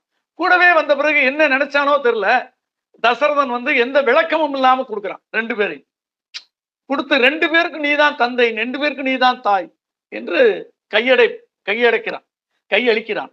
என்ன சொல்ல வரேன் அப்படின்னா, ஒண்ணுதான் அவர் கேட்டாரு, ஒண்ணுதான் கொடுத்துருக்கணும். ஆனா 2 பேரும் வந்தாங்க. தசரதன் என்ன நினைத்தாரோ தெரியல, 2 பேரையும் சேர்த்து அனுப்பிட்டார். இதுல ஒரு காவிய சுவை, அப்படி ஒரு உள்ளுரை சுவையாக இது இருக்கு. கேட்டது 1, கொடுத்தது 2, அப்படித்தான் நாம் அதை எடுத்துக்கணும். அப்புறம் ஒண்ணு சுகந்தி பேசும்போது தயரதனின் மிகுந்த புகழ் உண்டோ, அதாவது இவனை விட சிறந்த அடைக்கலம் உண்டோன்னு சொல்லும்போது அந்த 2 பாட்டை சுகந்தி ரொம்ப அழகா சொன்னாங்க. அது முதல் பாட்டு இந்திரனை நிகர்த்த, இந்திர அரசை நிகர்த்தவன் அப்படிலாம் நல்லா சொல்லிட்டு, இந்திரனுக்கு வந்த ஒரு துயரை, தேவர்களுக்கு வந்த ஒரு துயரை அந்த அரக்கனால் வந்த துயரை இவன் போய் நீக்கினான். ஆகவே இவன் வலிமை வாய்ந்தவன். அந்த சம்பர யுத்தத்தின் போதுதான் கைகேயி அவனுக்கு துணை செய்தாள். அது வழியாக நடந்த ஒரு வரம் பெற்றாள். அது பின்னால வரப்போகுது. அந்த போரை தான் இங்க ஞாபகப்படுத்தினாங்க. சோ தேவருக்கு வந்த துன்பத்தை நீக்குவதற்காகவே போர் செய்து அந்த துன்பத்திலிருந்து தேவரை காத்த தைரியவான் இவன், பெரிய வீரன். ஆகவே அவன் நீங்க நினைக்கிற மாதிரி அந்த கான்பிடன்ஸ்ல சொல்லல நான் வாரேன்னு, அது தவறு. அவன் நான் வாரேன் என்னால முடியும்னு சொல்றதுக்கு விஸ்வாமித்திரருக்கே தெரியும், தசரதன் வரலாம் அப்படிங்கிறது தெரியும்.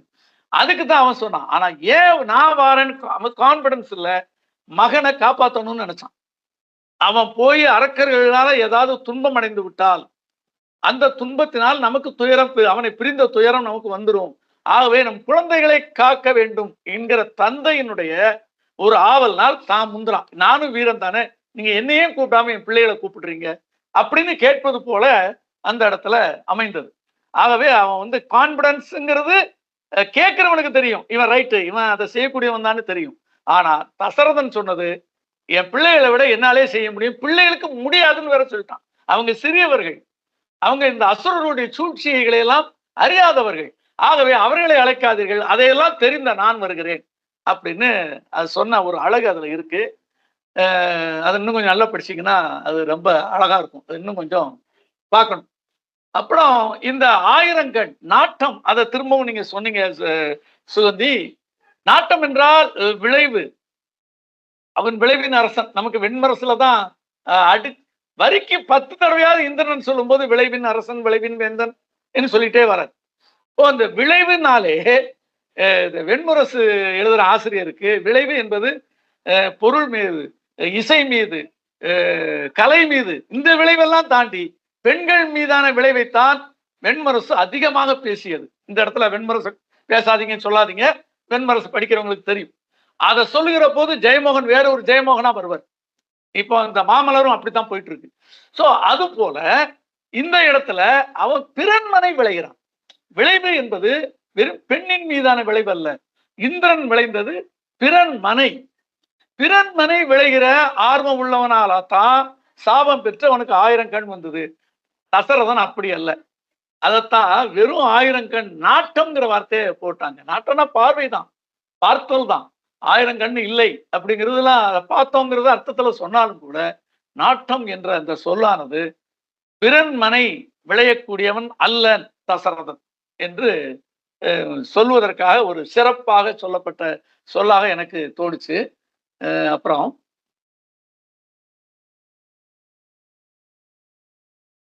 ஒரு இடம்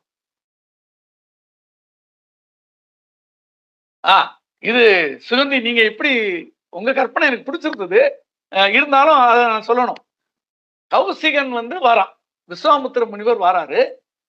அப்ப தசரதன் வரவேற்கிறதுக்காக எந்திரிக்கிறான். அதுக்கு ஒரு ஓமையை சொன்னதாக அந்த ஓமையை நீங்க ரசிச்சு எழுதியிருக்கீங்க, சொன்னீங்க.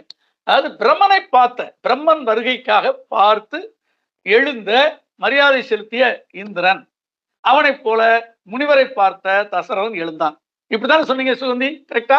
இந்த மீனிங் தானே வச்சு பேசுனீங்க, கரெக்டா சுகந்தி? நான் ஒரு சந்தேகத்தை கேட்கிறேன், ஒரு உறுதிப்படுத்திக்கிறதுக்காக. சுகந்தி லைன்ல இருக்கீங்களா? சரி, அவங்க இல்ல, அவங்க இருக்காங்களா இல்ல அவங்க பேசல. இப்போ அவங்க அப்படிதான் சொன்னாங்க. அதாவது ஒரு ஓமை, அவரை பார்த்து இந்திரன் பிரம்மனை பார்த்து எழுந்தது போல் முனிவரை பார்த்து இவன் எழுந்தான்னு சொல்லும் போது அந்த பாண்டுன்னு சொன்னாங்க. ஒரு பாண்ட் இருக்கு இந்திரனுக்கும் பிரம்மனுக்கும். தந்தை மகன் என்ற அல்லது மூதாதையர் என்ற அல்லது இன்னொரு வகையில் அவர் பிரம்மன் ஒரு மூத்த தேவன் மாதிரி, ஒரு படைப்பு கடவுள். எந்த வகையில பார்த்தாலும் இந்திரன் அவருக்கு பிரம்மன் வந்தா எந்திரிச்சிட்டாங்கிறது மரியாதை அல்ல, பயம். இந்திரனுடைய பெரிய பிரச்சனைகளுக்கெல்லாம் இவரு பிரம்மன் கொடுத்த வரங்கள், அவரால வரம் பெற்ற அசுரர்கள் தான் இந்திரனுக்கு எதிரிகளா இருந்தாங்க, சங்கடம் கொடுத்தாங்க. சோ பிரம்மன் வந்தாலே இவருக்கு கொஞ்சம் பயம் வரும். என்ன பிரச்சனை, எதுவும் பிரச்சனையை கொண்டு வராரோ அப்படிங்கிற பயத்தினால அவன் எந்திக்கிறான். அது போலவே விஸ்வாமித்திரனை தெரிந்தவர்கள் மிக பெரிய ஆளுந்த ஆளு, ஏதோ ஒண்ணு கேட்க போறாரு, என்னமோ நடக்க போகுது, அவர் வருவது அருள் அல்ல, அவர் வருவது வரம் அல்ல, அவர் வருவது தவம் அல்ல. ஆனாலும் இது பேசணும்ல, முகஸ்துதி பேசணும்ல. அந்த வரவேற்கிறவங்களுக்கு சொல்லணும், நீங்க வந்தது நான் செய்த தவம் அல்ல, இந்த நாட்டின் தவம் அல்ல, என்னுடைய முன்னோர் செய்த தவம்னு பேசினார். உண்மையிலே அவர் வந்ததை தவமாக தசரதன் கொள்ளவில்லை. ஆகவே பயந்து எழுந்தான், பதறி எழுந்தான். இந்திரனை பிரமனை பார்த்த இந்திரன் பதறியது போல கௌசிகனை பார்த்து பதறினான், பதறித்தான் எழுந்தான். அந்த பாட்டை கொஞ்சம் படிப்போமா? நான் அதை வாசிக்கேன் பாருங்க. இந்த பாட்டு எத்தனாவது பாட்டு? இந்த வாரம் ஒரு நிமிஷம். அந்த பாட்டை படிக்கிறதுனால நேரம் ஆகிடக்கூடாது, ஆனா படிக்கணும். அதை பாட்டை எடுத்துக்கிறேன். 315 16 நினைக்கிறேன்.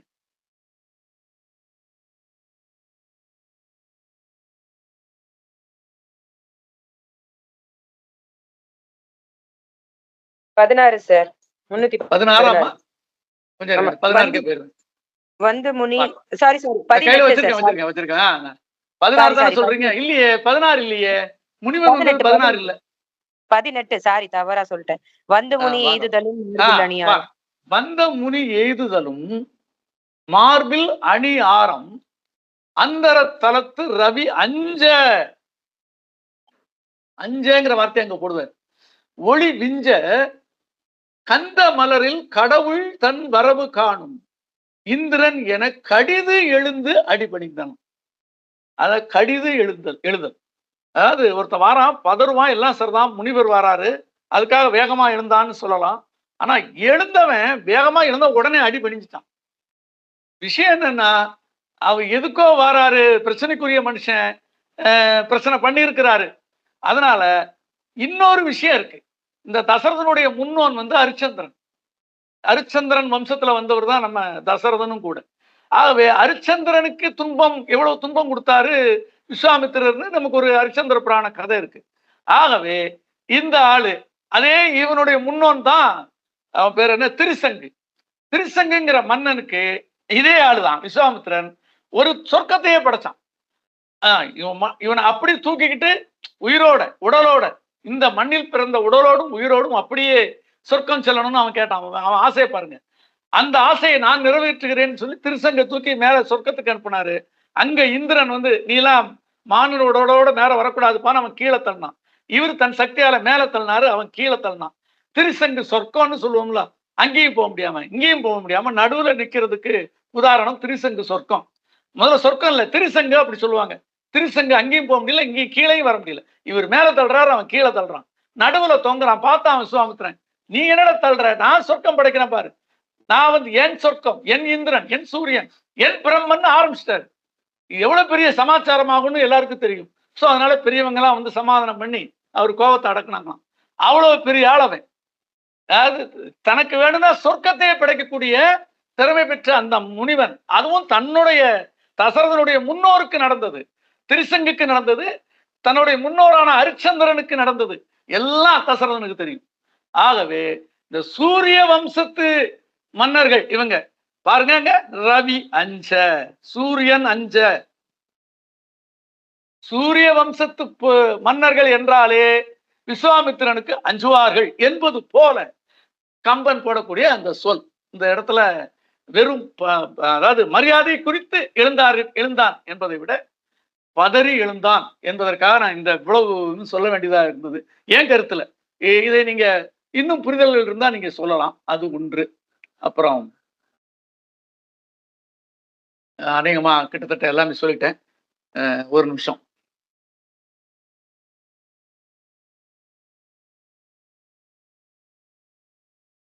இந்த பாருங்க, ஒரு இடத்துல அவரு சொல்றாரு, மும்மூர்த்திகள் வந்து உங்க யாகத்துக்கு தடை செஞ்சா கூட நான் பாத்துக்கிட்டேன்றாரு.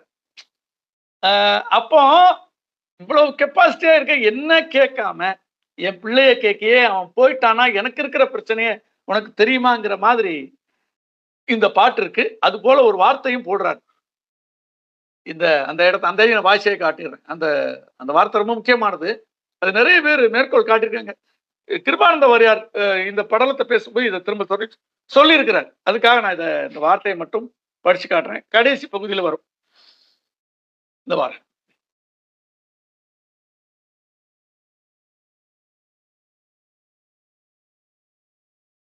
ஒரே ஒரு நிமிஷம் தாமதத்துக்கு எடுத்துக்கிறேன்.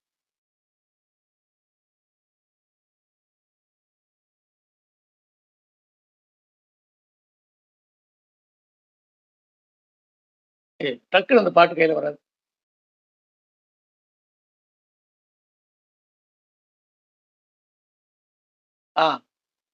அந்த பாட்டு 334. அண்ண தம்பியும் தானும் ஐயன் மன்னன் என் உயிர் வழி கொண்டால் என. மன்னனுடைய உயிரை தூக்கி கொண்டு போவது போல, அந்த உயிரே போவது போல.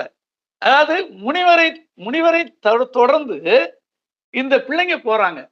பிள்ளை போறது தசரதன் உயிரை தொடர்ந்து போகுது. இந்த முனிவனுக்கு நிழல் இருக்கு இல்லையா, அந்த நிழல் தசரதனுடைய உயிரை போல தொடர்ந்து போகுது. அவ்வளவுதான். இவர் போயிட்டாரு, இந்த ராமன் இங்க இருந்து போறான். இந்த இடத்திலேயே இந்த பாலகாண்டத்தினுடைய இந்த ஒரு இடத்திலேயே தசரதனுடைய சாபம், விஸ்வாமித்திரன் செய்ய போறது, தாடகை வதம், எல்லாவற்றுக்குமான தொடர்ச்சி ஆரம்பம் இதுதாங்கிறதுனால இவனுடைய அந்த பிள்ளையினுடைய பிரிவால் இவன் சாக போகிறான் என்பதையும் சொல்வது போல அந்த இடத்துல உயிர் வழி கொண்டாளனேங்கிற வார்த்தைய போடுதாரு. மாதவன் தொடர்ந்த சாயை போல, சாயன நிழல், அந்த முனிவனை தொடர்ந்த நிழல் போல இவங்க போனாங்க. அந்த நிழல் என்பது இன்னொரு வகையில தசரதனுடைய உயிர் என்பதாக கம்பன் எழுதியிருக்கிறாரு. வேற ஏதாவது அப்புறம் சரண்யா பேசின பிறகு பேசுவோம். ரொம்ப நன்றி, ரொம்ப நன்றி, வணக்கம். இது தொடர்ந்து நம்ம பேசணும். இது போல சரண்யா பேசுங்க, முடிச்சுக்கிறேன். மிக்க நன்றி சங்கர் ஐயா. பல கேள்விகளுக்கும் பல ஐயங்களுக்கும் விடையெடுத்ததுக்கு ரொம்ப நன்றி. பல முக்கியமான விஷயங்களை நீங்க பேசுனீங்க. எஸ்பெஷலி அந்த தசரதனுடைய முன்னோர் தான் திருசங்க அப்படிங்கிறது எனக்கும் ஞாபகம் இல்ல, தெரியல. நன்றி இதை ஞாபகப்படுத்தினதுக்கு. அதே போல எதனால, ஏன்னா ஒவ்வொரு செய்யுளையும் நிறைய புராண கால செய்திகள் மறைஞ்சிருக்கு. அதை நம்ம தெரிஞ்சாதான் அதனுடைய அழகை உணர முடியும். அதுல முக்கியமான ஒண்ணு இந்திரனும் பிரம்மனுக்கும் உள்ள உறவுமுறை, எப்படி யார் யாருக்கு பயப்படுறா, எதனால பயப்படுறாங்க, யார் எப்படி எழுந்திருக்கிறா அப்படிங்கிறது ரொம்ப அழகா சொன்னீங்க. நன்றி, மிக்க நன்றி. இதுதான் முக்கியமான விஷயங்கள் நான் குறிப்பெடுத்து வச்சிருக்கேன். சோ ஒரு நிமிஷம் ஒரு கால் வருது.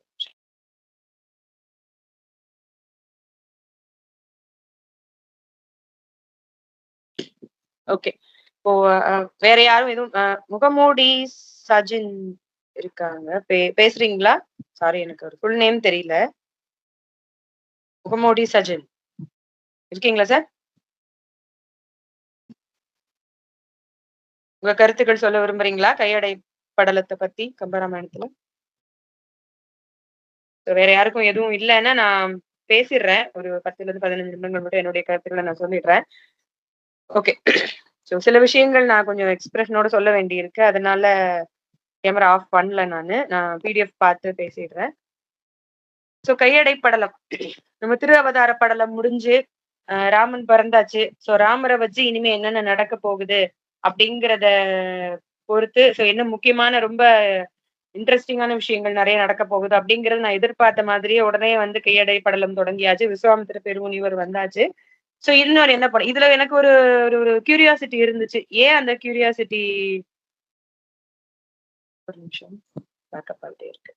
ஓகே, என்னோட ஃபேஸ் தெரியுதுங்களா? இல்ல நான் இது மினிமைஸ் பண்ணிட்டா மறைஞ்சிருதான் என் ஃபேஸ்? இப்ப சொல்லுங்க. தெரியுது உங்க ஃபேஸ் தெரியுது. Okay, right. சோ இந்த படலத்தை பொறுத்த மட்டும் இதுக்கு முன்னாடி இருக்கக்கூடிய படலங்களையும் அதுக்கு முற்பட்ட செய்திகளையும் நம்ம முக்கியமா கலைக்கோட்டு முனிவருடைய வருகை, அவருக்கு அரசர்கள் தசரதன் கொடுத்த முக்கியத்துவம், யாகம் வேள்விக்கு அவர் செய்த முன்னேற்பாடுகள், அவருக்கு சாந்தையை மனமுடித்து கொடுத்தது, அப்படி நிறைய பார்த்தோம். ஸோ அப்ப நிறைய பேர் நம்முடைய நண்பர்கள் டிஸ்கஸ் பண்ணதும் சரி, ஒரு முனிவருக்கு ஏன் இவ்வளவு இம்பார்ட்டன்ஸ் கொடுக்குறாங்க, ஏன்னா நம்ம புத்திரகாமேஷ்டி யாகம் பண்ண போறாங்க, அவரால் அது தமக்கு ஒரு இது கிடைக்குது அப்படிங்கறத பொறுத்து இருந்தது அப்படிங்கிறத பார்த்தா அது கொஞ்சம் அதீதமாவும் இருந்தது, அதிகப்படியாவும் இருந்தது. அது கம்பர் தான் எழுதினாரா அல்லது வேற யாரும் கிடைச்சிருக்கலா அப்படிங்கறது நம்ம பிற்பாடு பாத்துக்கலான்ற மாதிரி சொன்னாங்க. எனக்கு இது ஒரு கியூரியாசிட்டி, ஒரு ஆர்வத்தை உண்டாக்குச்சு. ஆஹா, ஒரு முனிவர் ஒரு விஷயம் பண்ணிட்டு போயிட்டார், இன்னொரு முனிவர் வராரு, இவர் என்ன பண்ண போறாரு, அவரு கொடுத்துட்டு போறாரு, இவரு வாங்க வராரா அப்படின்னு ஒரு இது. ஏன்னா நமக்கு தெரியும் இல்லையா, விஸ்வாமித்திரர் கிட்டதான் வந்து கையடக்கமா தன்னுடைய மகனை கொடுத்தார் தசரதன். அவர் கேட்டதுனால கொடுத்தாருன்னு நம்முடைய கதைகள்ல படிக்கிறோம், ராமாயண கதைகள்ல. ஒரு முனிவர் கொடுக்க வந்தாரு, இன்னொரு முனிவர் எடுக்க வந்திருக்காரா, என்ன கேட்க போறாரு அப்படிங்கிற ஒரு ஆர்வத்தோட தான் நான் படிக்க தொடங்கினேன். இதுல எனக்கு ரொம்ப பிடிச்ச முக்கியமான செய்யுள்கள், அதுல இருக்கிற ஒரு சில முக்கியமான வார்த்தைகள் பற்றி மட்டும் நான் சொல்லலாம்னு இருக்கேன். 315வது பாடல். நனைவரு கற்பக நாட்டு நல்நகர் வனை தொழில் மதிமிகு மயர்க்கும் சிந்தையால் நினையவும் அரியது. மயன் அப்படிங்கிறவர் வந்து தேவர்களுடைய அந்த ஆர்கிடெக்சரல் இன்ஜினியரிங் டிசைனர் அப்படின்னு நம்ம சொல்லலாம். சோ தேவலோகத்தை சிருஷ்டித்தவர் அப்படிங்கிற ஒரு இது உண்டு. மயன் அப்படின்னா வந்து இந்த மயன்கிறவருடைய பேரை வந்து அடிக்கடி சிலப்பதிகாரத்துல வந்து நம்ம பாக்குறோம். அதாவது கண்ணகியும் கோவலனும் இருந்த அறையும் அவர்கள் இருந்த கட்டிலையும் கூட மயன் உருவாக்கி இருப்பாரா அப்படிங்கிற ஆச்சரியம் மிகுந்த ஒரு கட்டிலாக இருந்ததுன்னு கூட நம்ம பார்த்தோம். அதே போல வனை தொழில் மதிமிகு மயன்கும், அறிவில் சிறந்த மயன் வனை தொழில். இந்த வனை தொழில் அப்படிங்கிற வார்த்தை எனக்கு ரொம்ப பிடிச்சிருந்தது சார். வனை தொழில் அப்படின்னா நம்ம வனைங்கிற வார்த்தைய தற்காலத்துல பானை வனைதல் அப்படின்றது பாக்குறோம். வனைதல்னா உருவாக்குதல் அப்படின்னு நான் புரிஞ்சுக்கிறேன். ஒரு ஒரு புதிய உலகத்தை உருவாக்குதலோ, ஒரு கட்டிடங்களை உருவாக்குதலோ, அழகிய மாடங்கள், மாளிகைகள், மண்டபங்களை உருவாக்குதல். சோ உருவாக்குதல், கிரியேஷன் அப்படிங்கறத வந்து இந்த அப்படிங்கிறதுக்கு நிறைய வார்த்தைகள், நிறைய சொற்கள் தமிழ்ல இருக்கு. இதுல வனை தொழில் அப்படிங்கிறது எனக்கு ரொம்ப கேட்சியா இருந்தது. அந்த நனைவரு கற்பக நாட்டு நல்லகருங்கிறதுக்காக அடுத்து வனை தொழில்னு போட்டார் போல இருக்கு. ஆனாலும் இந்த வனை தொழில்னா சோ வனையும் வந்து அது உருவாக்கம் தான் இல்லையா. இப்ப பிரம்மன் மாதிரி புதுசா இது ஃப்ரம் நோவேர ஒரு பொருள் உருவாக்குறதுக்கும் அழகா வடிவமைக்கிறதுக்கும். சோ வனை அப்படிங்கறத இந்த இடத்துல நான் வடிவமைத்தல்னு புரிஞ்சுக்கிறேன். அந்த வார்த்தையை தேர்ந்தெடுத்து போட்டதுக்காக நான் கம்பர் இந்த இடத்துல நம்ம பாராட்டவே ஆகணும். அது கம்பர் எழுதினாரோ இல்ல யார் எழுதினாங்களோ, சோ அந்த கருத்தை நம்ம ஒதுக்கி வச்சுட்டு இது வேற ஒரு புலவர் எழுதினாலும் சரி, கம்பர் எழுதினாலும் சரி, அந்த வார்த்தையை அந்த அழகுக்காக நம்ம கண்டிப்பா பாராட்டி தான் ஆகணும். சிந்தையால் நினையவும் அரியது விசும்பின் நீண்டது. அந்த மயனை யோசிக்க முடியாத அளவுக்கு ரொம்ப அழகான அரியதான ஒரு மண்டபம். விசும்பி நீண்டது, வானத்தை விட ரொம்ப நீண்ட மண்டபம், உயரமான ஒரு மண்டபம். போர் புனை மணி மண்டபம் பொலியை எய்தினான். அந்த மண்டபத்தோட அழகதான் சொல்றாரு. மன்னன் வந்து உட்கார்ந்துட்டாரு, அது ஒண்ணு. சோ மன்னவன் வீற்றிருந்த மண்டபம் எப்படி இருந்தது, அரசவை மண்டபம் எப்படி இருந்ததுன்னு சொல்ல வர. அழகா இருந்தது அந்த மண்டபம். அந்த மண்டபத்தை எப்படி இருக்கு அப்படின்னா, இதே போல ஒரு மண்டபத்தினுடைய வந்து வீற்றிருக்கக்கூடிய நபரை விட அந்த மண்டபத்தினுடைய அழகை சொல்லக்கூடிய செய்யுள் வந்து இதுக்கு முன்னாடி நம்ம ஒரு இடத்துல பார்த்தோம், ஞாபகம் இருக்கும்னு நினைக்கிறேன். இப்போ தேவர்கள் எல்லாம் போய் வந்து திருமால்கிட்ட வந்து வரம் வேண்டி வணங்குறாங்க. இந்த மாதிரி எங்களுக்கு நிறைய பிரச்சனை ஆயிட்டு இருக்கு, அதனால வந்து எப்படியாவது காப்பாத்துங்க, திருவாவதாரம் பண்ணி அருளுங்க அப்படின்னு ஏதாவது சொல்றாங்க இல்லையா. அப்ப அவரு கருடன் மேல வந்து இறங்குறாரு. இறங்கி எப்படிங்கன்னா ஒரு மண்டபத்துல வீட்டு இருக்கிறார். அந்த மண்டபத்தினுடைய இது கூட வந்து சென்னி மால்வரை அப்படின்னு தொடங்கும்னு நினைக்கிறேன். இந்த மண்டபத்தினுடைய சென்னி, அதாவது நெற்றி வந்து கிட்டத்தட்ட மலை அளவுக்கு உயரம், மலையை தொடக்கூடிய மலை அளவுக்கு உயரமுடைய ஒரு மண்டபத்தில் அழகாக வந்தமர்ந்தார் பெருமான் அப்படிங்கிற ஒரு கருத்து இருக்கு. எனக்கு அந்த எக்ஸாம்பிள் வந்து இந்த இடத்துல ஞாபகம். இங்கேயும் அந்த மண்டபத்தை தான் சொல்றாரு. அதே போல விசும்பி நீண்டது, வானம் அளவிற்கு பெரியதாக ஒரு மணி மண்டபத்தில் பொலியை எய்தினான், பொலிந்தருளும்படி அமர்ந்திருந்தான் தசரதன் அப்படின்னு சொல்ற அந்த இடம் பிடிச்சிருந்தது. அதே போல இப்ப பிரியாம்மா அப்புறம் சுகந்திமா அப்புறம் சார் சொன்ன மாதிரி அடுத்த 316ல வந்து நாயகன் இவன்கொல் என்று அயிர்த்து நாட்டமோர் 1000 இல்லை என்று ஐயம் நீங்கினார். இதுலயே வந்து விளக்க உரையிலையும் கொடுத்திருக்காங்க. கிட்டத்தட்ட தசரதனை வந்து இந்திரனுக்கு ஒப்பாகவும் விஸ்வாமித்திரன் பிரம்மனுக்கு ஒப்பாகவும் நிறைய இடத்துல உவமை காட்டிக்கிட்டே வராரு இந்த படலம் முழுக்கவே வந்து. சோ இவர் இந்திரன், அவர் பிரம்மன். இவங்க ரெண்டு பேரும் பேசிக்கிறது. சாருடைய நம்ம கோமசங்கர் சார் வந்து 10 உரை எழுதும் போது பிற்பாடு வரக்கூடிய பாடல்கள்லாம் வந்து உரையாடல் வடிவத்தில் நாடக வடிவில் எழுதினார். சோ இந்த இதுவுமே வந்து எனக்கு அப்படிதான் தோணுது. இது வந்து தசரதனும் விஸ்வாமித்திரனும் பேசிக்கிறாங்களா, இது நானே கூட நினைச்சேன். நம்மளே கூட ஒரு நாடகம் வடிவில கூட எழுதி இருக்கலாமோ. இந்த தசரதன் பேசினாலும் விஸ்வாமித்திரர் பேசுற அப்படிங்கறத கிடையாது, இந்திரனும் பிரம்மனும் பேசிக்கிறாங்க அப்படிங்கிற மாதிரியான ஒரு இம்பார்ட்டன்ஸ் கொடுத்திருக்கிறாங்க. இந்த இடத்துல என்ன தேவர்கள் நினைச்சுக்கிறாங்கன்னா, நாயகன் இவன்கொல் இவன் யாரோ நாட்டமோர் 1000 இல்லை என்று ஐயம் நீங்கினார். அதாவது இந்திரனை மாதிரி 1000 கண் அகலிகை கௌதம முனிவரோட சாபம் காரணமாக 1000 கண்ணாக போ என்று சபித்த காரணத்தினால் 1000 கண்ணாக இருக்க இந்திரனுக்கும் தசரதனுக்கும் என்ன இல்லையா, கண்ணு மட்டும்தான் டிஃபரன்ஸ். இவருக்கு 2 கண்ணு இருக்கு, அவருக்கு 1000 கண்ணு இருக்கு, அவ்வளவுதான் டிஃபரன்ஸ். மற்றபடி எல்லா அழகு, பொருள், பணம், புகழ், பெருமை, வலிமை எல்லாத்துலயுமே கிட்டத்தட்ட இந்திரனுக்கு எந்த வகையிலயும் வந்து சலித்தவர் இல்ல தசரதன் அப்படிங்கிற வந்து கிட்டத்தட்ட உயர்வு நிவர்ச்சி அயனியா தான் இதுல கொடுத்திருக்கிறாங்க. எனக்கு பர்சனலா இதுல என்ன ஒரு பெரிய ஆச்சரியம்னா, நம்ம ராமாயண கதைகள், செவிவழி கதைகள், டிவில பாக்குறது, கேட்கறது, உரைகள்ல கேட்கறது எல்லாம் பாத்தீங்கன்னா ராமனை பற்றியும் மற்ற லக்ஷ்மணனை பற்றியும் அனுமனை பற்றியும் இன்ஃபேக்ட் ராமனை விட அதிகமா ராவணனை பத்தியும் அதிக அளவுலயே வந்து கம்பராமாயணத்துல சொல்லப்பட்டிருக்கிறதான் திருப்பி திருப்பி திருப்பி பேசுறோம். மேபி இந்த தசரதனுக்கே இந்த படலங்கள் எல்லாம் இவங்க ரொம்ப இம்பார்ட்டன்ஸ் கொடுத்த மாதிரி எனக்கு தோணுது. அவ்வளோ எனக்கு தெரியாம இருந்தது, என்னுடைய அதை அறியாமைன்னு சொல்லலாம். இன்னமுமே வந்து கிட்டத்தட்ட இத்தனை நாள் கழிச்சு நம்ம தசரனுடைய பெருமைகள் தான் பேசிக்கிட்டே திருப்பி திருப்பி திருப்பி திருப்பி பேசுறாங்க. அதிக அளவில் கவனம் பெறாத ஒரு அது புரோட்டோகால் போல இருக்கு. ஒரு அரசனை பத்தி சொல்லும் போது இந்த அளவுக்கு பெருமைப்படுத்தி சொல்லணுமோ என்னவோ தெரியல.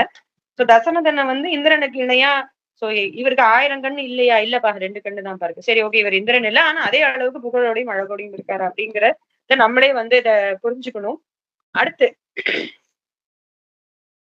இந்த ரொம்ப முக்கியமான ஒரு பாடல் 317. மடங்கால் போல் மைம்பினான் முன்னர் மண்ணுயிர் அடங்கலும் உலகும் வேறு அமைத்து. இங்கதான் வந்து தேவரோட இடங்கள் நான்முகனையும் படைப்பெண் ஈண்டு. இங்க அந்த விசுவாமித்திரனோட அந்த கர்வம், வித்யா கர்வம்னு சொல்லுவாங்க பாத்தீங்களா, அந்த திமிர், தவ வலிமை, தவ கர்வம்னே சொல்லலாம். அத பாசிட்டிவா சொல்றேன். எனக்கு முதல்ல படிக்கும் போது புரியல, இவர் என்ன இவ்வளவு கெத்தா இப்படி பேசுறாரு. இந்த மாதிரி நான் உலகங்களையும் படைப்பேன், நான்முகனையும் நான் படைப்பேன், பாக்குறேன் பிரம்மனையே படைக்கக்கூடிய, மூவுலகங்களையும் படைக்கக்கூடிய திறன் எனக்கு உண்டு அப்படின்னு கொக்கரிக்கிற விசுவாமித்திர முனிவன் கோவத்தோட வந்து நிக்கிறான். அப்படி துணி உரு அப்படின்னா துணிச்சலாக இருக்கக்கூடிய முனிவன் வந்து நிக்கிறார்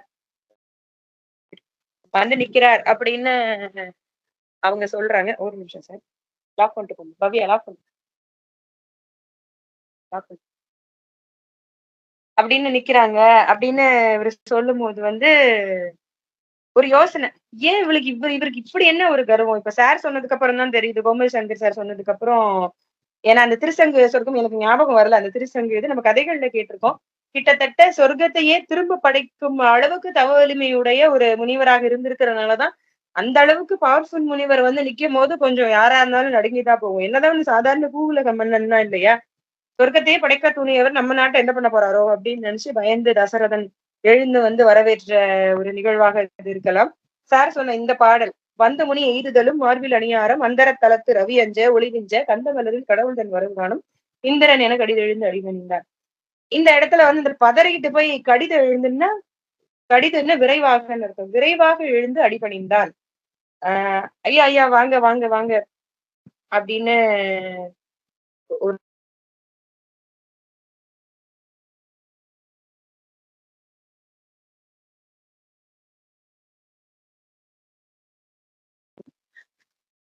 அவர் பயத்தினாலையும் அந்த பொதுவாகவே இது ஏன் எனக்கு இது ஆச்சரியம் தரல, ஏன் வந்து இத விஸ்வாமித்திர முனிவரை பயந்துட்டு வந்து எழுந்திருக்கிறார்? ஏன்னா அவர் இதுக்கு முன்னாடி கலைக்கோட்டு முனிவனையும் அப்படிதான் அவரு வரவேற்று இருக்கிறார். ஏன்னா அவர் ரொம்ப அப்படியே ஒரு பிரம்மச்சரியம், ரொம்ப உலக மற்ற எல்லா உயிரையும் ஒரே மாதிரி தன் தந்தையை தவிர வேற யாரை பத்தியும் பெருசா தெரியாத ஒரு முனிவர். முனிவர்னாலே இந்த மன்னர்கள்லாம் ஏன் இவ்வளவு இம்பார்ட்டன்ஸ் கொடுத்தாங்கிறது நமக்கு தெரியல. இப்ப அந்த காலத்துல அது வழக்கமோ என்னவோ. அப்படி வரும்போது பதறிட்டு போய் எழுந்து வந்து விஸ்வாமித்திர முனிவனை பார்த்து பயப்படாம இருந்தது ஆச்சரியம். அதே போல துர்வாசர், இவங்க எல்லாம் வந்து ஒரு தவ வலிமையால எதையும் செய்து விடக்கூடியவர்கள் அப்படிங்கிற ஒரு பயம் வந்து எல்லா மன்னர்களுக்கும் இருந்திருக்கு.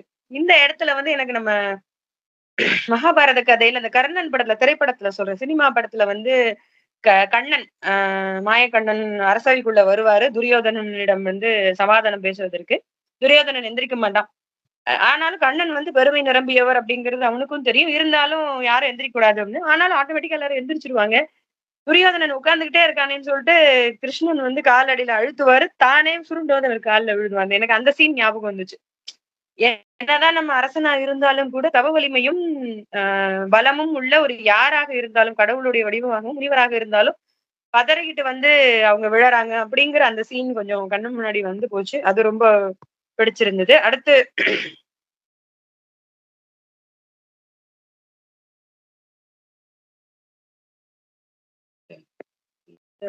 பாடல் 322. சோ இதுக்கு முற்பட்ட இது நான் சொன்ன பாடலுக்கு அடுத்த 3 பாடல்களை வந்து பரஸ்பரம் பேசிக்கிறாங்க. நீ இந்திரனுக்கு இணையானவன், நீங்க வந்து எங்க முன்னோர் செஞ்ச, நம்ம பிரியாமாசம் முன்னோர் செஞ்ச தவம், அதனாலதான் நீங்க வந்திருக்கீங்க. அது புரோட்டோகால் போல இருக்கு. நமக்கு பிடிக்குதோ பிடிக்கலையோ அந்த முனிவர் ஏண்டா வந்தாருன்னு இவருக்கு பயம் இருக்கு. ஐயா சாமி ரொம்ப வணக்கம், வாங்க வாங்க உட்காருங்க உட்காருங்க சாப்பிடுங்க. என்ன என் முன்னோர்கள் பண்ணி எப்பேற்பட்ட தவம் செஞ்சிருக்கேன் நான் உங்களை பாக்குறதுக்கு. காலை கழுவி விட்டு இந்த அறுக்கிய நீர் அதெல்லாம் கூட பார்த்தோம் இல்லையா? கால் கழுவ தண்ணி கொடுத்து, கை கழுவ தண்ணி கொடுத்து, அது ரொம்ப வந்து ஒரு எக்ஸ்ட்ரா எஃபர்ட் போட்டு ரொம்ப ஷோ ஆஃப் பண்ணுவாங்க அப்படிங்கிற மாதிரி தான் தெரியுது. சோ அந்த பாடல்கள் அவ்வளவா எனக்கு ரசிக்கல. இந்த பாடல் பிடிச்சிருந்தது. என்ன சொல்றாருன்னா, விஸ்வாமித்திர முனிவரை வந்து எங்களோட முன்னோர் செய்த தவம் தான் நீங்க வந்திருக்கீங்கன்னு சொல்லவும், பதிலுக்கு இவர் சொல்லணும்ல விஸ்வாமித்திர முனிவர், நீ மட்டும் என்ன லேசுப்பட்ட ஆளா தசரதா அப்படின்னு சொல்லிட்டு இவர் என்ன சொல்றாரு வந்து, இன்றல் கற்பக நருந்தேன் இடைதுளிக்கும் நிழலிற்கு இழந்து போந்து நின்றளிக்கும் தனிக்குடையின் நிழல் ஒதுங்கி குறையிறந்து நிற்ப நோக்கி. அதாவது அந்த சம்பரன்கிற அசுரனை வந்து அரக்கனை வந்து தசரதன் ஒரு காலத்துல கொண்டுட்டார் போல இருக்கு. அவருடைய படைகளோட சேர்த்து அழிச்சிட்டார்.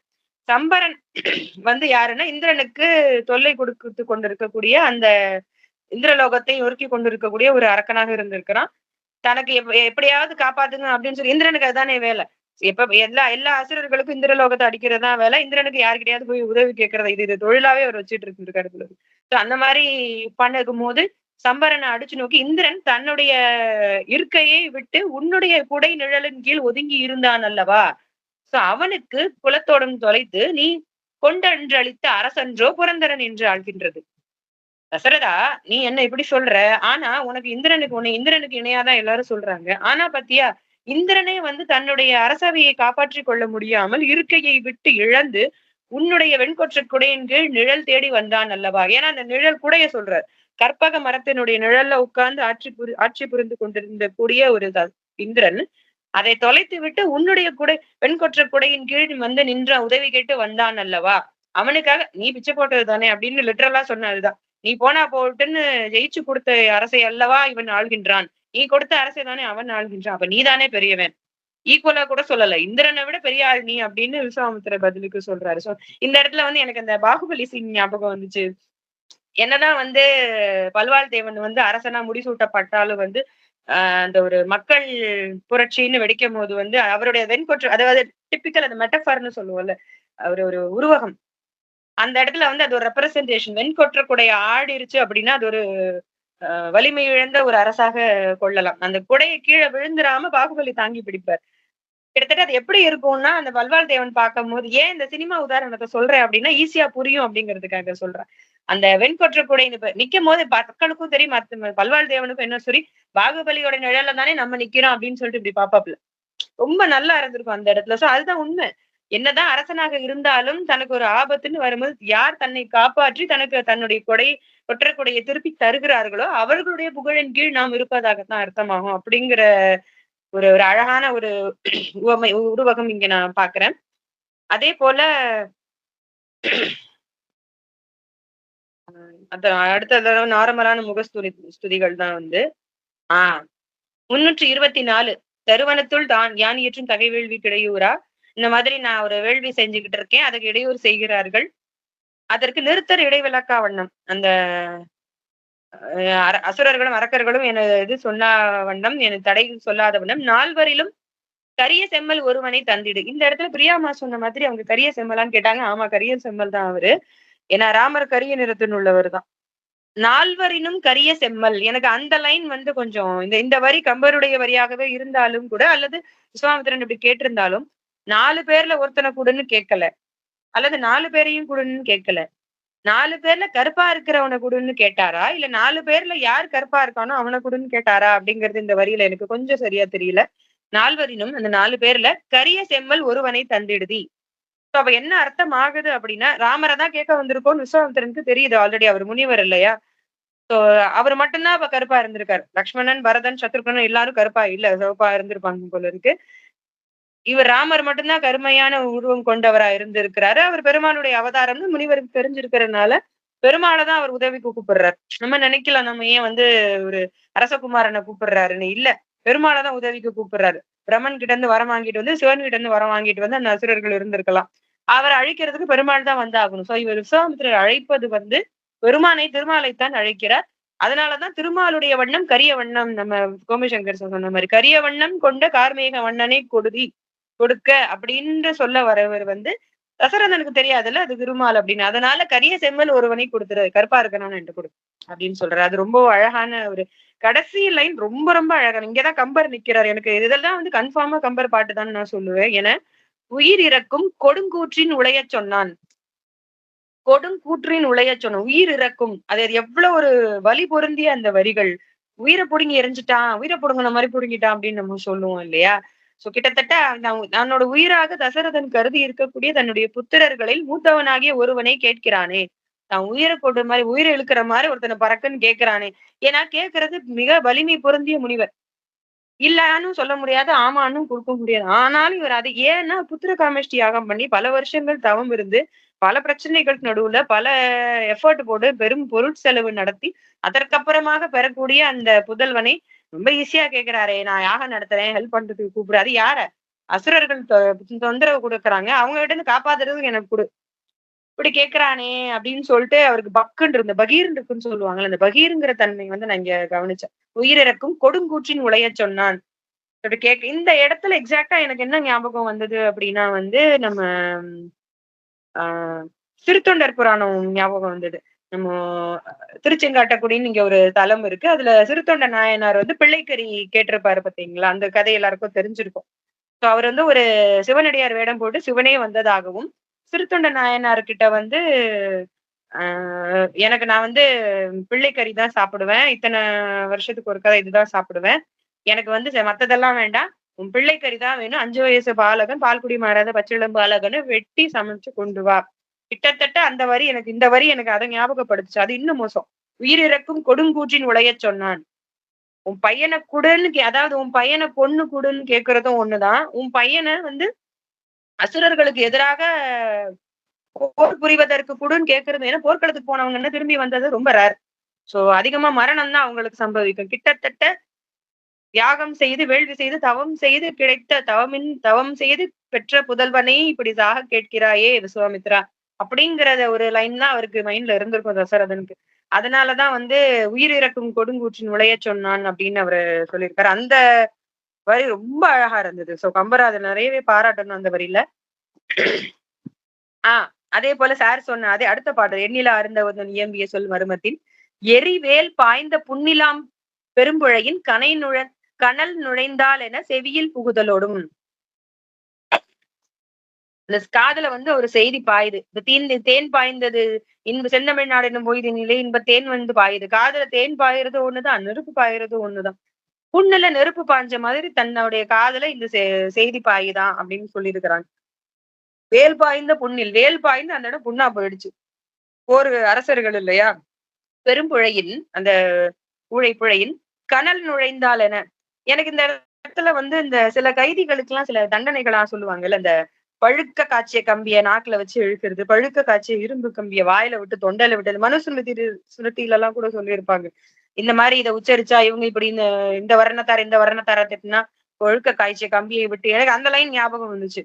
அது உண்மைதான். ஆனா புண்ணுல அப்படி காய்ச்சினா எப்படி இருக்கும்?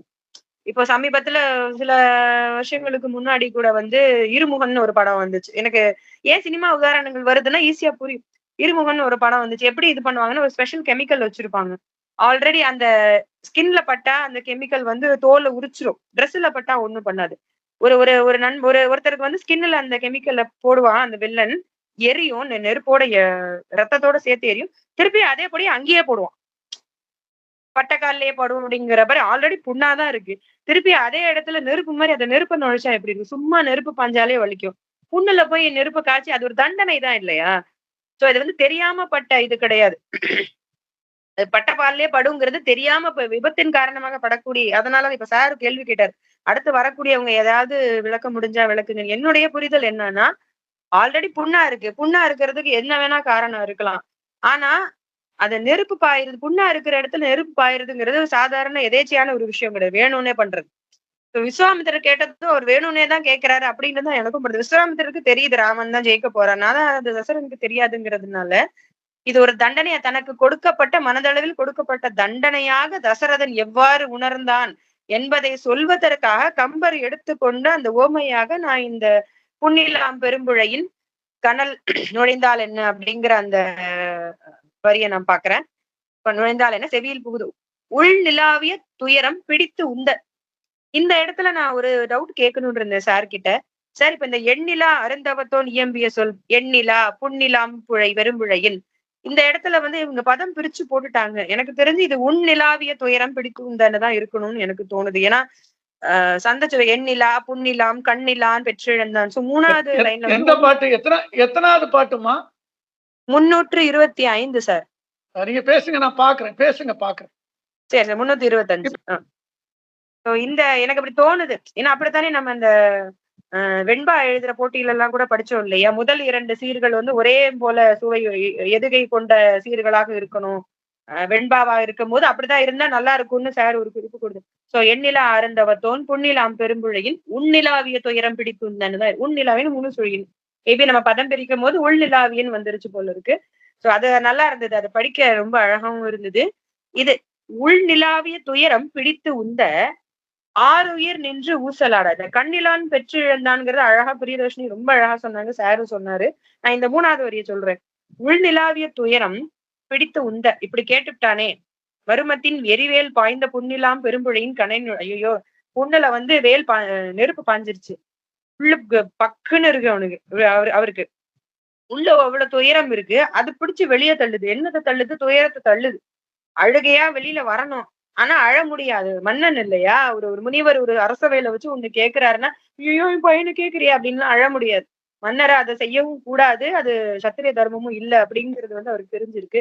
உள்ள அவ்வளோ துயரத்தை வச்சுக்கிட்டு அதை வெளியே தள்ளுதான். ஆறுயிர் நின்று ஊசலாட, தன்னோட உயிரே வெளியே வந்து ஊசலாடுதான். சொல்லவும் முடியல, மெல்லவும் முடியல, ஆமான்னு சொல்ல முடியல, இல்லைன்னு சொல்ல முடியல. எவ்வளவு அழகான ஒரு எக்ஸ்பிரஷன் பாருங்களேன். ஒரு தந்தையினுடைய அந்த புத்திர சோகம் அப்படிங்கிறது வந்து தன் பையனை கேக்குறாங்களேன்னு கேட்கும் போதே வந்து தசரதனுக்கு இவ்வளவு சோகம் இருக்குன்னா, பிற்பாடு வரக்கூடிய படலங்கள்ல எல்லாம் அவர் கானகத்திற்கு ஏகிறார் இல்லையா? 14 வருடங்கள் வனவாசம். சோ அப்போல்லாம் வந்து தசரதனுக்கு எவ்வளவு வலிச்சிருக்கும் அப்படிங்கிறது கம்பர் இன்னுமே அழகா சொல்லுவாரு அப்படின்னு தான் நினைக்கிறேன். இந்த இடத்துலயுமே எனக்கு ரொம்ப பிடிச்சிருச்சு. சோ இதெல்லாம் வந்து ரொம்ப அழகான, கம்பர் இல்லாத யாரும் எழுத முடியாதுங்கிற மாதிரியான ஒரு வரிகள். கண்ணிலான் பெற்று இழந்தான். கண் இல்ல, கண்ணு கொடுத்துட்ட, திருப்பி வாங்கிட்ட. அதான் நான் சொன்னேன். கலைக்கோட்டு முனிவன் வந்து கொடுத்துட்டு போறாரு. விசுவாமித்திர முனிவன் வந்து எடுத்துட்டு போறாரே அப்படிங்கிற மாதிரி, என்னடா இப்பதான் கொடுத்த, ஒரு முனிவர் கொடுக்குறாரு, திருப்பி இன்னொரு முனிவர் வாங்கிட்டு போற வராரு. கிட்டத்தட்ட ஒரு கூற்றுவனாகவே விசுவாமித்திர முனிவரை தசரதன் பார்த்திருக்க கூடும் அப்படிங்கிறதுதான் என்னுடைய ஒரு புரிதலா இருக்கு. கடுந்துயரம் காலவேளான், காலத்தை பகைவனின் காலத்தை முடிக்கக்கூடிய வேலையுடையவன் அப்படின்னு. பின்னோரி ஒரு இடத்துல கூட புலவு வேலோய் அப்படின்னு கேட்டிருப்பாரு விஸ்வாமித்திரர். இந்த புலவு வேலோய் அப்படிங்கறதுல எல்லாம் கூட எனக்கு இந்த 18 ஞாபகம் தான் வந்துச்சு. புலால் நாற்றம் நாரக்கூடிய வேலை அம்புகளை உடையக்கூடிய மன்னனே, உன்னுடைய படைகளின் வாள்கள் வந்து புலால் நாற்றம் அடிக்கிறது அப்படின்னு அடிக்கடி அடிக்கடி அடிக்கடி வரும். புலவு வேலோய் அப்படின்னா அந்த புலால் நாற்றம் ரத்த குருதி வாடை அடிக்கக்கூடிய வேலையுடையவனே அப்படிங்கறத ஒரு எக்ஸ்பிரசிவா கொடுத்திருந்தது, எனக்கு பிடிச்சிருந்தது. அடுத்து வந்து அவர் கேக்குறாரு, சிவபெருமானும் இதுக்கும் பண்ற மாதிரி ஈக்குவலா வந்து நானே காப்பாத்துவேனே, ஏன் கேக்குற? ஆனா ரொம்ப தைரியம் தசரதனுக்கும். கேட்டோடனே கொடுத்துடவும் முடியல, நானே வருவேனே. ஏன்னா இப்ப கொஞ்ச நேரத்துக்கு முன்னாடிதான் விஸ்வாமித்திரன் சொன்னாரு, இந்திரனை விட உனக்கு பெருமை அதிகம் தசரதா. அவனுக்கே அவனுடைய அரசை திருப்பி கொடுத்தவன், சம்பரனை வதம் செய்து அவனுடைய அரசை அவனுக்கே திருப்பி கொடுத்த மிகப்பெரிய கொடையாளன் நீ அப்படிங்கிற வீராளன் வில்லாளன் அப்படின்னு விஸ்வாமித்திரனே புகழ்ந்துட்டார். சோ அவருக்கு இன்னும் கொஞ்சம் தலையில கிரீடம், ஏற்கனவே கிரீடம் வச்சிருப்பாரு, இன்னும் கொஞ்சம் கிரீடம் வச்ச மாதிரி நானே வரேனே, எனக்கு இதை விட நான் நல்லா பெஸ்டா பண்ணி தந்துருவேனே அப்படின்னு அவர் சொல்றாரு. சோ முனிவர்களுக்கு எப்பவுமே வந்து புலவர்களாக இருந்தால் தாங்க கேட்கறதை தவிர்த்து வேற ஏதாவது கொடுக்குறேன்னு சொன்னா கோவம் வந்துடும். சோ நானே, ஏன்னா இவர் மேலேயும் தப்பு, இவர் ஏத்தி விட்டதுனால அவர் நானே வரேனே அப்படிங்கிறாரு. நான் அவன் கேட்கறது உன் பையனா, நீ வேணாம் அப்படின்னு சொல்றதுக்கு அடுத்த பாடல்கள் எப்படி சொல்றாருன்னா,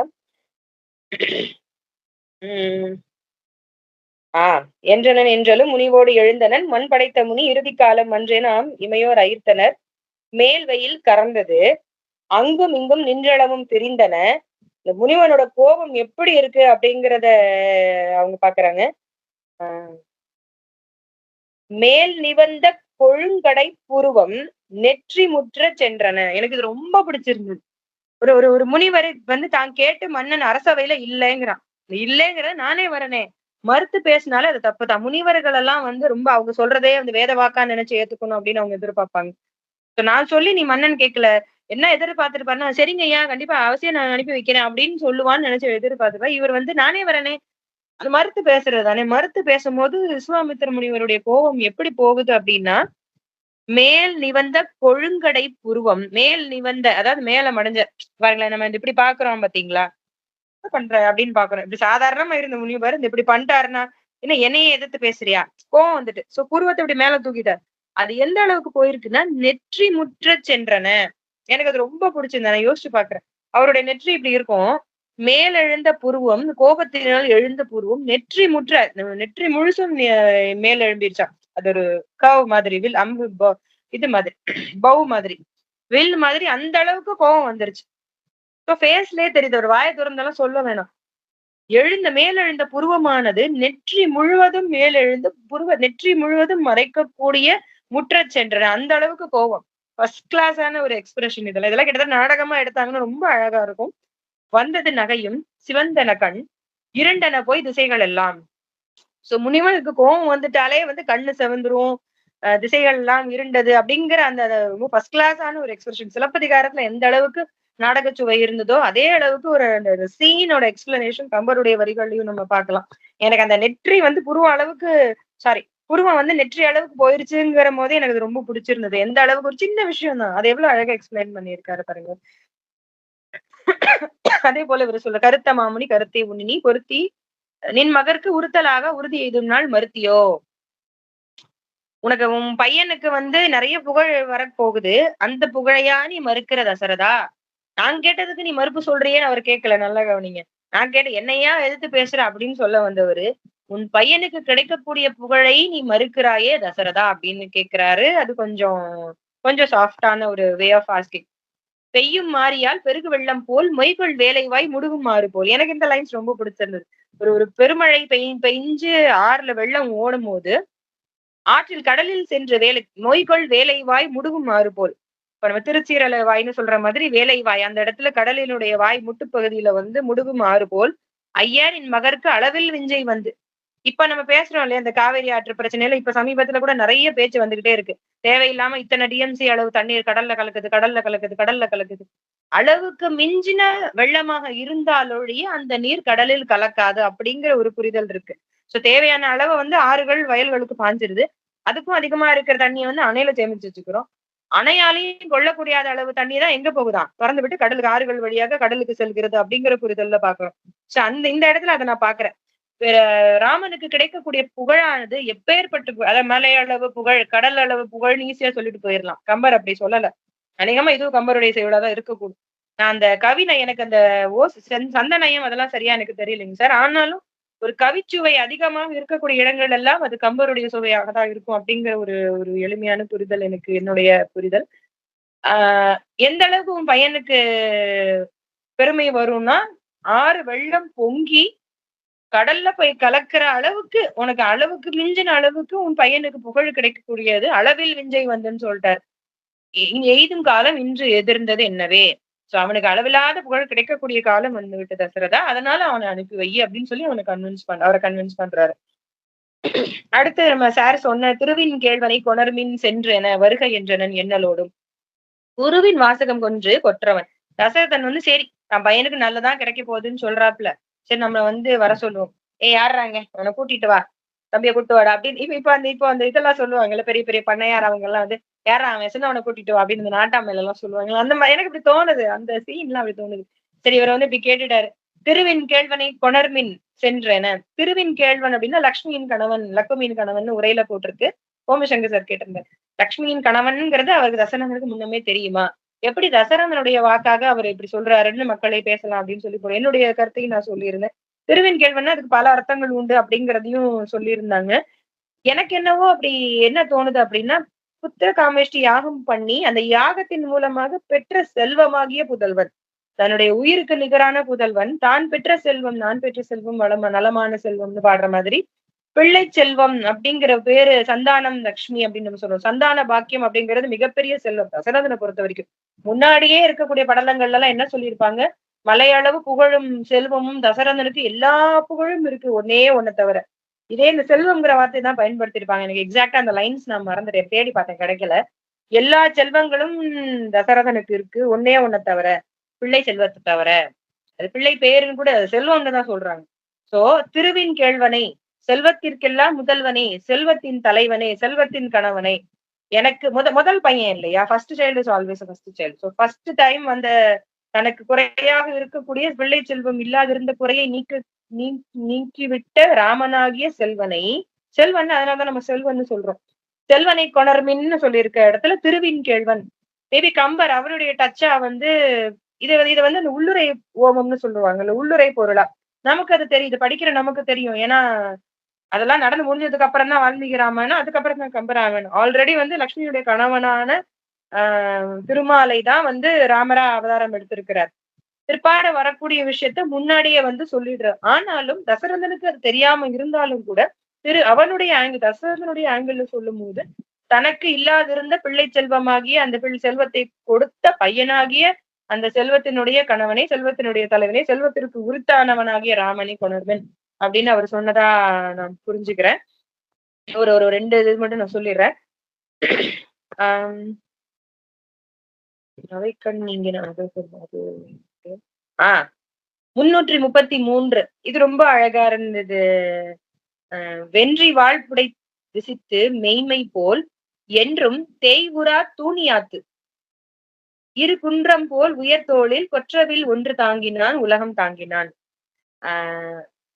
எப்படி ராமன் போனா விஸ்வாமித்திர கூட அப்படிங்கிற ஒரு சீனை சொல்றாரு. மெய்மை போல் என்றும் அழியாத உண்மை போன்று என்றும் தேய்வுரா தூணியாத்து, உண்மை வந்து என்றைக்கும் அழியாத, சத்தியம் நிச்சயம் ஜெயம் வந்து எப்பவுமே டெஃபினட்டா இருக்கக்கூடிய ஒரு விஷயம். எட்டர்னல் அப்படின்னு சொல்லணும். எட்டர்னலா என்னைக்குமே அழியாத பேருண்மை போன்ற ஒரு மெய்யாகிய உண்மை போன்று அவனுடைய தூணி, அம்பரா தூணின்னு சொல்லுவோம், அம்புகள் இருக்கக்கூடிய தூணி வந்து தேய்வில்லாம இருக்கு. நான் யோசிச்சேன், எப்படி வந்து ஒரு தூணிய தேய்வில்லாத தூணின்னு நம்ம சொல்றோம். தூணிங்கன்னா அந்த வச்சிருக்கக்கூடிய பை எப்படி அது தேய்வில்லாம இருக்கு. இதுக்கு முன்னாடி வதிற்று பத்திலையும் சரி, இந்த தசரதனுடைய படைகளை பத்தி சொல்லும் போதும் சரி, பகையர்களை குத்தி கிழிச்சு நுனி தேஞ்சு போயிருச்சு, அம்புகளுடைய நுனி, வாளினுடைய நுனி, ஈட்டினுடைய நுனி தேஞ்சு போயிருச்சு அப்படின்னு தான் நம்ம பார்த்திருக்கோம். சரி, அம்பு, வாள் நுனி, வேல் நுனி எல்லாம் தேஞ்சிருச்சு. ஏன்னா வாளும் வேலும் குத்திட்டு திருப்பி அதை பயன்படுத்துவாங்க. அம்புகளை ஒரு தடவை குத்திட்டா திருப்பி அம்பை எஞ்சிட்டா திருப்பி அதை பயன்படுத்துவாங்களா என்னன்னு எனக்கு எந்த அளவுக்கு அது பாசிபிள்னு தெரியல. ஒரு தடவை அம்பை எஞ்சிட்டாங்கன்னா எஞ்சதுதான், அது கீழே விழுந்தாலும் விழுந்ததா, திருப்பி இடத்துல யூஸ் பண்ண மாட்டாங்க. அப்புறம் தான் தெரிஞ்சது தேய்வுரா தூணியாத்து. தூணியில வந்து தூணியோட தேய்மானம்னா என்னன்னா குறையிறது. ஒரு தூணி எப்ப வந்து தேய்மானம் அடையும், குறைகளையும் வந்து நம்ம தேய்றது அப்படின்னு சொல்லுவோம். நிலாவை தேய்ஞ்ச நிலாவை வந்து நிலாவுடைய குறைவு அப்படின்னு, குறை நிலா அப்படின்னு சொல்லுவோம். சோ அளவில் குறைவதை தேய்மானம், தேய்வு அப்படின்னு சொல்லக்கூடிய ஒரு வழக்கம் நமக்கு இருக்கு. சோ தூணியில இருக்கக்கூடிய அம்புகளோட எண்ணிக்கை குறையாமல் எந்நேரமும் அம்புகளை வைத்திருக்கக்கூடிய ஒரு தூணியை கொண்டு சென்றான் அப்படின்ற ஒரு இதா நான் பாக்குறேன். சோ எந்நேரமும் வந்து அவனுடைய தூணியில அம்பு இருந்துகிட்டே இருக்குமா. எடுத்துட்டு அது வளமையின் குறியீடாக இருக்கலாம், வீரத்தினுடைய குறியீடாக இருக்கலாம், அவனோட தைரியத்தினுடைய குறியீடாக திருப்பி அம்பு குறையாம வந்துகிட்டே இருக்கும் அப்படிங்கிற மாதிரியான ஒரு எக்ஸ்பிரஷன் நீங்க கொடுத்திருக்கிறது நான் பாக்குறேன். எனக்கு அது ரொம்ப பிடிச்சிருந்தது. கொற்றவில் ஒன்று தாங்கினான் உலகம் தாங்கினான். ஒரே ஒரு வில்லைதான் அவன் தாங்கிட்டு போனா, அந்த உலகத்தையே அவன் தாங்கக்கூடிய எல்லா இடத்துலயுமே வந்து கம்பர் சொல்லும் போது ராமன் திருமால் அந்த டச் பண்ணிட்டே இருப்பார். ஏன்னா ராமன் ஆல்ரெடி இன்ட்ரோடியூஸ் பண்ணிட்டார், அவர் அவதாரம்னு சொல்லிட்டார். அவதாரத்தை சொல்லும் போது வெறும் மனிதனாகவோ அரசகுமாரனாகவோ சொல்லாமல் எல்லா இடத்துலயும் அந்த காட் போர்ஷன், அந்த பிளேவர் அவர் போட்டுட்டே இருப்பார். நிறைய இடங்கள்ல நம்ம பார்க்கலாம். ஒன்று தாங்கினான் உலகம் தாங்கினான் அப்படிங்கிற அந்த வரி எனக்கு பிடிச்சிருந்தது. கடைசியில வந்து அண்ணன் தம்பி, ஒரு நிமிஷம்,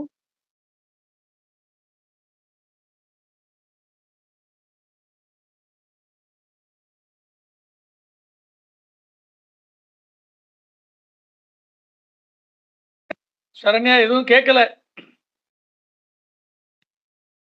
இல்ல சாரி இல்ல, ஒரு கால் வந்துருச்சு, அதனால தான் க்ளோஸ் பண்ணிட்டேன். ரைட்.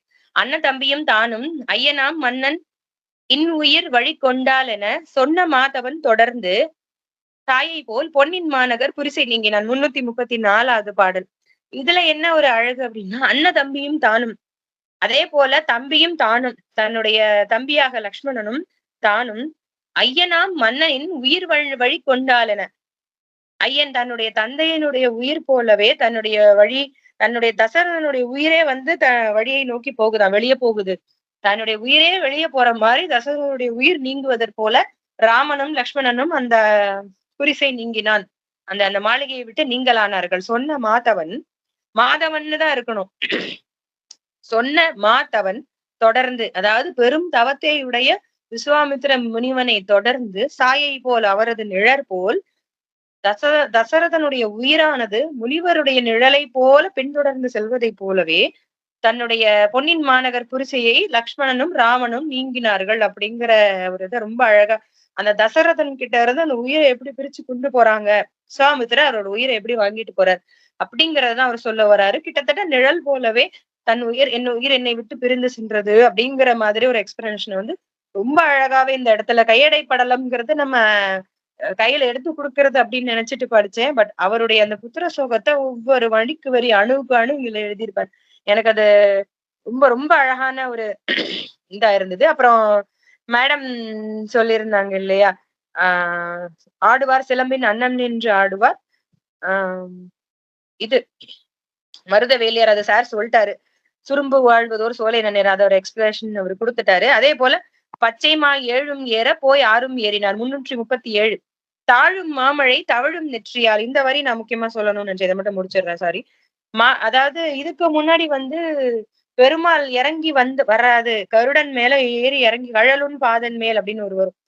கருடனினுடைய தோள்களில் இருந்து இறங்கி வருகிறார் பெருமான் அப்படின்னு சொல்லும் போது எப்படி சொல்லியிருப்பாங்கன்னா வந்து ஒரு பெரிய கருடனை வந்து தங்க மலைன்னு சொல்லியிருப்பாரு, பொன்மால் வரை அப்படின்னு சொல்லியிருப்பாரு.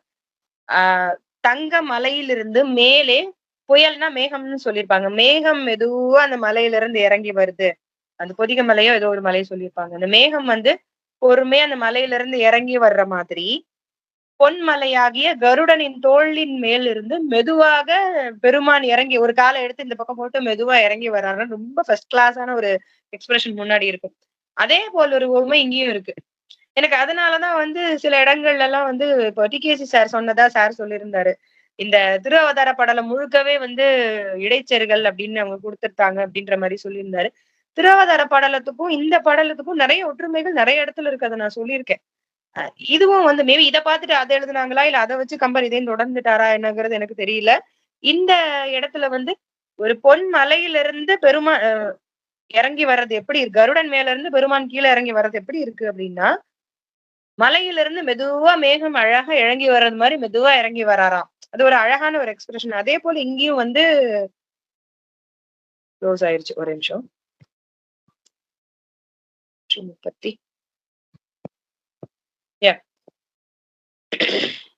இங்க வந்து தாழும் மாமழை தவழும் நெற்றியால் சூழி யானை போல் தோன்றும் மால்வரை பாழிமா முகட்டும் உச்சி. சோ தாழும் மாமழை, மழைன்னே சொல்லிட்டாரு. அதாவது கார்மேகம்னு சொல்லல, கருமேகம்னு சொல்லல, மேகங்கள்னு சொல்லல, அது மழைன்னே சொல்லிட்டாரு. மழைன்னா நம்ம என்ன புரிஞ்சுக்கணும்னா தாழ்ந்து வரக்கூடிய கருமேகங்கள், கார்மேகங்கள். அந்த கருமேகங்களை தன்னுடைய நெற்றி போல் கொண்டிருக்கக்கூடிய மலை. சோ மலையுடைய நெற்றியாக வந்து அந்த கார்மேகங்கள் இருக்குதான். யானைக்கு எப்படி இருக்கும் அப்படின்னா, யானை வந்து முகப்படாம போட்டிருக்கும். யானை சூழி யானை போல் தோன்றும் மால்வரை பாழிமா முகட்டும் உச்சி பச்சைமா ஏற ஒரு ஒரு ஒரு சரை நதி வந்து ஒரு மலையை ஏறி அந்த நதியை கடந்து சென்றார் அப்படிங்கிற மாதிரி நான் புரிஞ்சுக்கிறேன். சாருக்கு சொல்லியிருந்தாரு, அந்த நதியை வந்து தோணியில கடந்தாங்களா, எதுல கடந்தாங்க, ஏதாவது ரதமா இல்ல என்ன அப்படிங்கறது நமக்கு தெரியலன்னு சொல்லி இந்த இடத்துல இந்த சீனோட எக்ஸ்பிளனேஷன் பொறுத்த வரைக்கும் மலையில் ஏறி சரை நதியை கடந்து சென்றார்கள். மேபி அந்த மலை உச்சியில இருந்து கொஞ்சம் தூரம் இறங்கி இன்னொரு நதியை கடக்கிற மாதிரி கூட இருந்திருக்கலாம். சோ ஏதோ ஒரு மலை, அந்த மலையோட உச்சி எப்படி இருக்குன்னா கிட்டத்தட்ட அந்த உச்சிக்கு போயிட்டாங்க. உச்சி எப்படி இருக்கு, யானை தனக்கு முகப்படாம போட்ட மாதிரி அந்த மலை வந்து தனக்கு கருமேகத்தை முகப்படாம மாதிரி போட்டுட்டு இருக்கு. அதாவது அங்க போறவங்க யாருன்னே தெரியாது, ஒருத்தருக்கு ஒருத்தர் பாத்துக்க முடியாது. கிட்டத்தட்ட மேகம் அப்படி மேகமூட்டமா இருக்கக்கூடிய மலையின் மேல் ஏறி உச்சி வரைக்கும் ஏறிட்டாங்க. உச்சி ஏறிட்டு பச்சைமா ஏழும் ஏற போய் யாரும் ஏறினார். ரொம்ப அழகான ஒரு எக்ஸ்பிரஷன், பச்சைமா ஏழும் ஏற. அதாவது 7 குதிரைகள் பூட்டப்படக்கூடிய பச்சை நிற குதிரைகள் அப்படின்னு உரையில கொடுத்திருக்காங்க. சூரியனது தேரில் பூட்டப்பட்ட பச்சை நிற குதிரைகள் 7 ஏறும்படியான உச்சி காலத்தில். சூரியனுடைய தேர்ல வந்து இத்தனை குதிரைகள் இருக்கும் அப்படிங்கிறது நமக்கு பாடம். சோ அப்படி இருக்கக்கூடிய தேர்ல வந்து ஏறிடுச்சு, தேர் ஏறிட்டாரு, சூரியன் வந்து தேர் ஏறிட்டாரு அப்படின்னு சொல்றது சூரியன் உச்சிக்கு ஏறிட்டாரு அப்படின்னு தான் நம்ம புரிஞ்சுக்கணும். இந்த 6, 7 அப்படிங்கிறது எண் வரிசை அழகுக்காக தான் இது கொடுத்திருக்காங்க. நிறைய இடத்துல பார்ப்போம் இல்லையா? 8, 7, 6, 5ன்னு குறைஞ்சுக்கிட்டே வரும். அதே போல சூரியன் உச்சிக்கு வந்த பொழுதுல கரையை தாண்டிட்டாங்க, போய் 6ம் ஏறினார், பச்சைமா 7ம் ஏற 6ம் ஏறினார். இவங்க உச்சிக்கு போற டைமும் இறங்குற டைமும் சூரியன் உச்சிக்கு வர டைமும் கரெக்டா இருக்கு.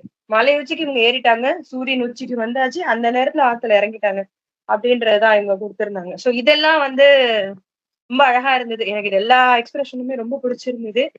சோ நன்றி. நான் ரொம்ப நீண்ட நேரம் எடுத்துக்கொண்டதற்கு மன்னிக்கணும். எனக்கு அந்த ஒரே ஒரு டவுட் மட்டும் சார் சொல்லிட்டா போதும், அந்த உள்நிலாவிய அப்படிங்கிற அந்த இது மட்டும். நன்றி. அது உள்நிலாவியதாம்மா, பிரிச்சு பார்த்தா உள்நிலாவிய. ஆனா செய்யுள் எழுதும் போது உள்நிலாவியன்னு அந்த சந்தத்துக்கு அதை முடிச்சிட்டாரு. நீங்க அதுல பெரிய குழப்பம் ஒண்ணும் இல்லை. உள்நிலாவியங்கிற வார்த்தையை பிரிச்சா உள்நிலாவிய, அவ்வளவுதான். அதனால எதுகைக்கு உள்நிலாவிய, பிரிச்சா உள்நிலாவிய, கரெக்ட் தான். ஓகே ஓகே சார், நன்றி. அனைவருக்கும் நன்றி. சாஜன் எதுவும் உங்க கருத்துக்கள் எதுவும் சொல்றீங்களா? கம்பராமாயணத்துல இந்த கையடை படலம் முதல்ல கூப்பிட்டு இருக்கீங்களா சாஜன்? யாராவது எதுவும் பேசுறதா இருந்தா பேசுங்க. அடுத்தால 10 உரையாடலுக்கு போகணும். மணி 6:05 ஆயிட்டுது. நான் அது 6:15க்குன்னு சொல்லியிருக்கேன் மக்கள்கிட்ட. எதுவா இருந்தாலும் சுருக்கமா முடிங்க. நம்ம 10 உரையாடலுக்கு போய் ஆகணும். சொல்லுங்க, யாராவது இருந்தா பேச வேண்டியது இருந்தா சுருக்கமா சொல்லுங்க. சார், நீங்க ஒரு சந்தேகம் கேட்டிருந்தீங்கல்ல, தீ தான் எல்லாத்தையும் விழுங்கும், தீ எப்படி அந்த புண்ணுல பாய்ச்சினாங்க அப்படின்ற மாதிரி. அது என்னன்னா, அந்த நம்ம ரொம்ப அந்த புண்ணா இருக்கிறதுல நல்ல நெருப்பு கம்பிய நல்லா பழுக்க காய வச்சு இது பண்ணா எவ்வளவு வலிக்குமோ அந்த வலி மாதிரி கம்பேர் அவங்க சொன்னாங்க. பண்ணிருப்பாங்களோ. சரண்யா அதுதான் சொன்னாங்க. ஆமாங்க சார், எனக்கும் அதுதான் தோணுச்சு. அதுதான் சரி சரி ஓகே.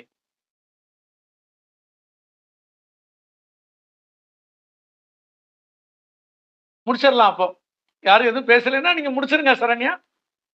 Okay okay. கலந்து கொண்ட அனைவருக்கும் மிக்க நன்றி. மேற்கொண்டு எதுவும் சந்தேகங்கள் கேள்விகள் இருந்தா கண்டிப்பா நம்ம வாட்ஸ்அப் குழுமத்துல கேட்கலாம்.